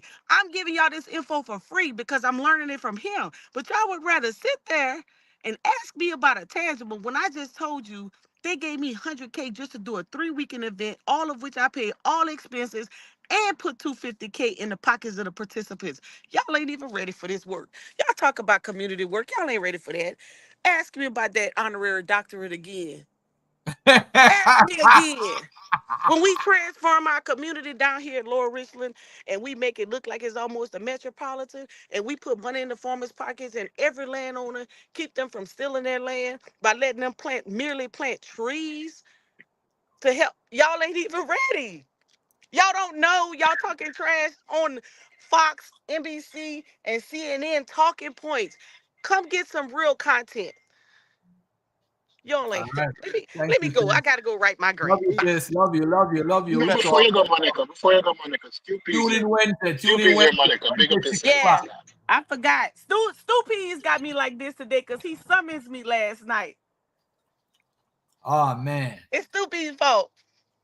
Yeah, that's it. And it was a good show, right? It was good. Yeah. Yes, sir. All right, cool. I'm about to get out. We've been on for 4 hours, so I'm about to be out of here. Mo, we talk, Mo. Every Wednesday, check her out. Or whenever she's on. Y'all need to check her out. All right. What's up, Willie? No, I was just gonna say Monica been doing her thing for a while, and I'm guilty. I'm one of the guilty ones that I haven't found time to watch her. But listening to her speak just now, Wednesday, I'll definitely be on there listening.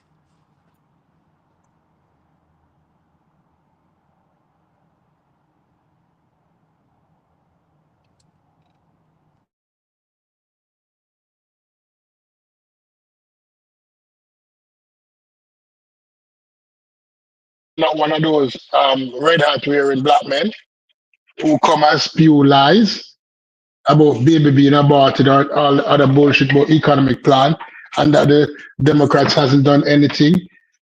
You'll never get black on anything and it go through the Supreme Court. Especially with what is going on at the Supreme Court that exists now. You have to find different ways to make it work. And Monica is showing you a way that money is available. If you have common sense and have a group of people that you're around, you can work with the money. It's encouraging unity. That is what it is doing. But big up Monica, as usual. Last night I had to call her. Stupid, you chip out. Stupid, you chip out. Stupid, you chip out, Pops. Hey, listen, family, it's been over 4 hours. Hey, I want to say much love, much respect, peace and love. Thanks for tuning in. And we out of here. Peace. Peace out, Garfield. All right, peace.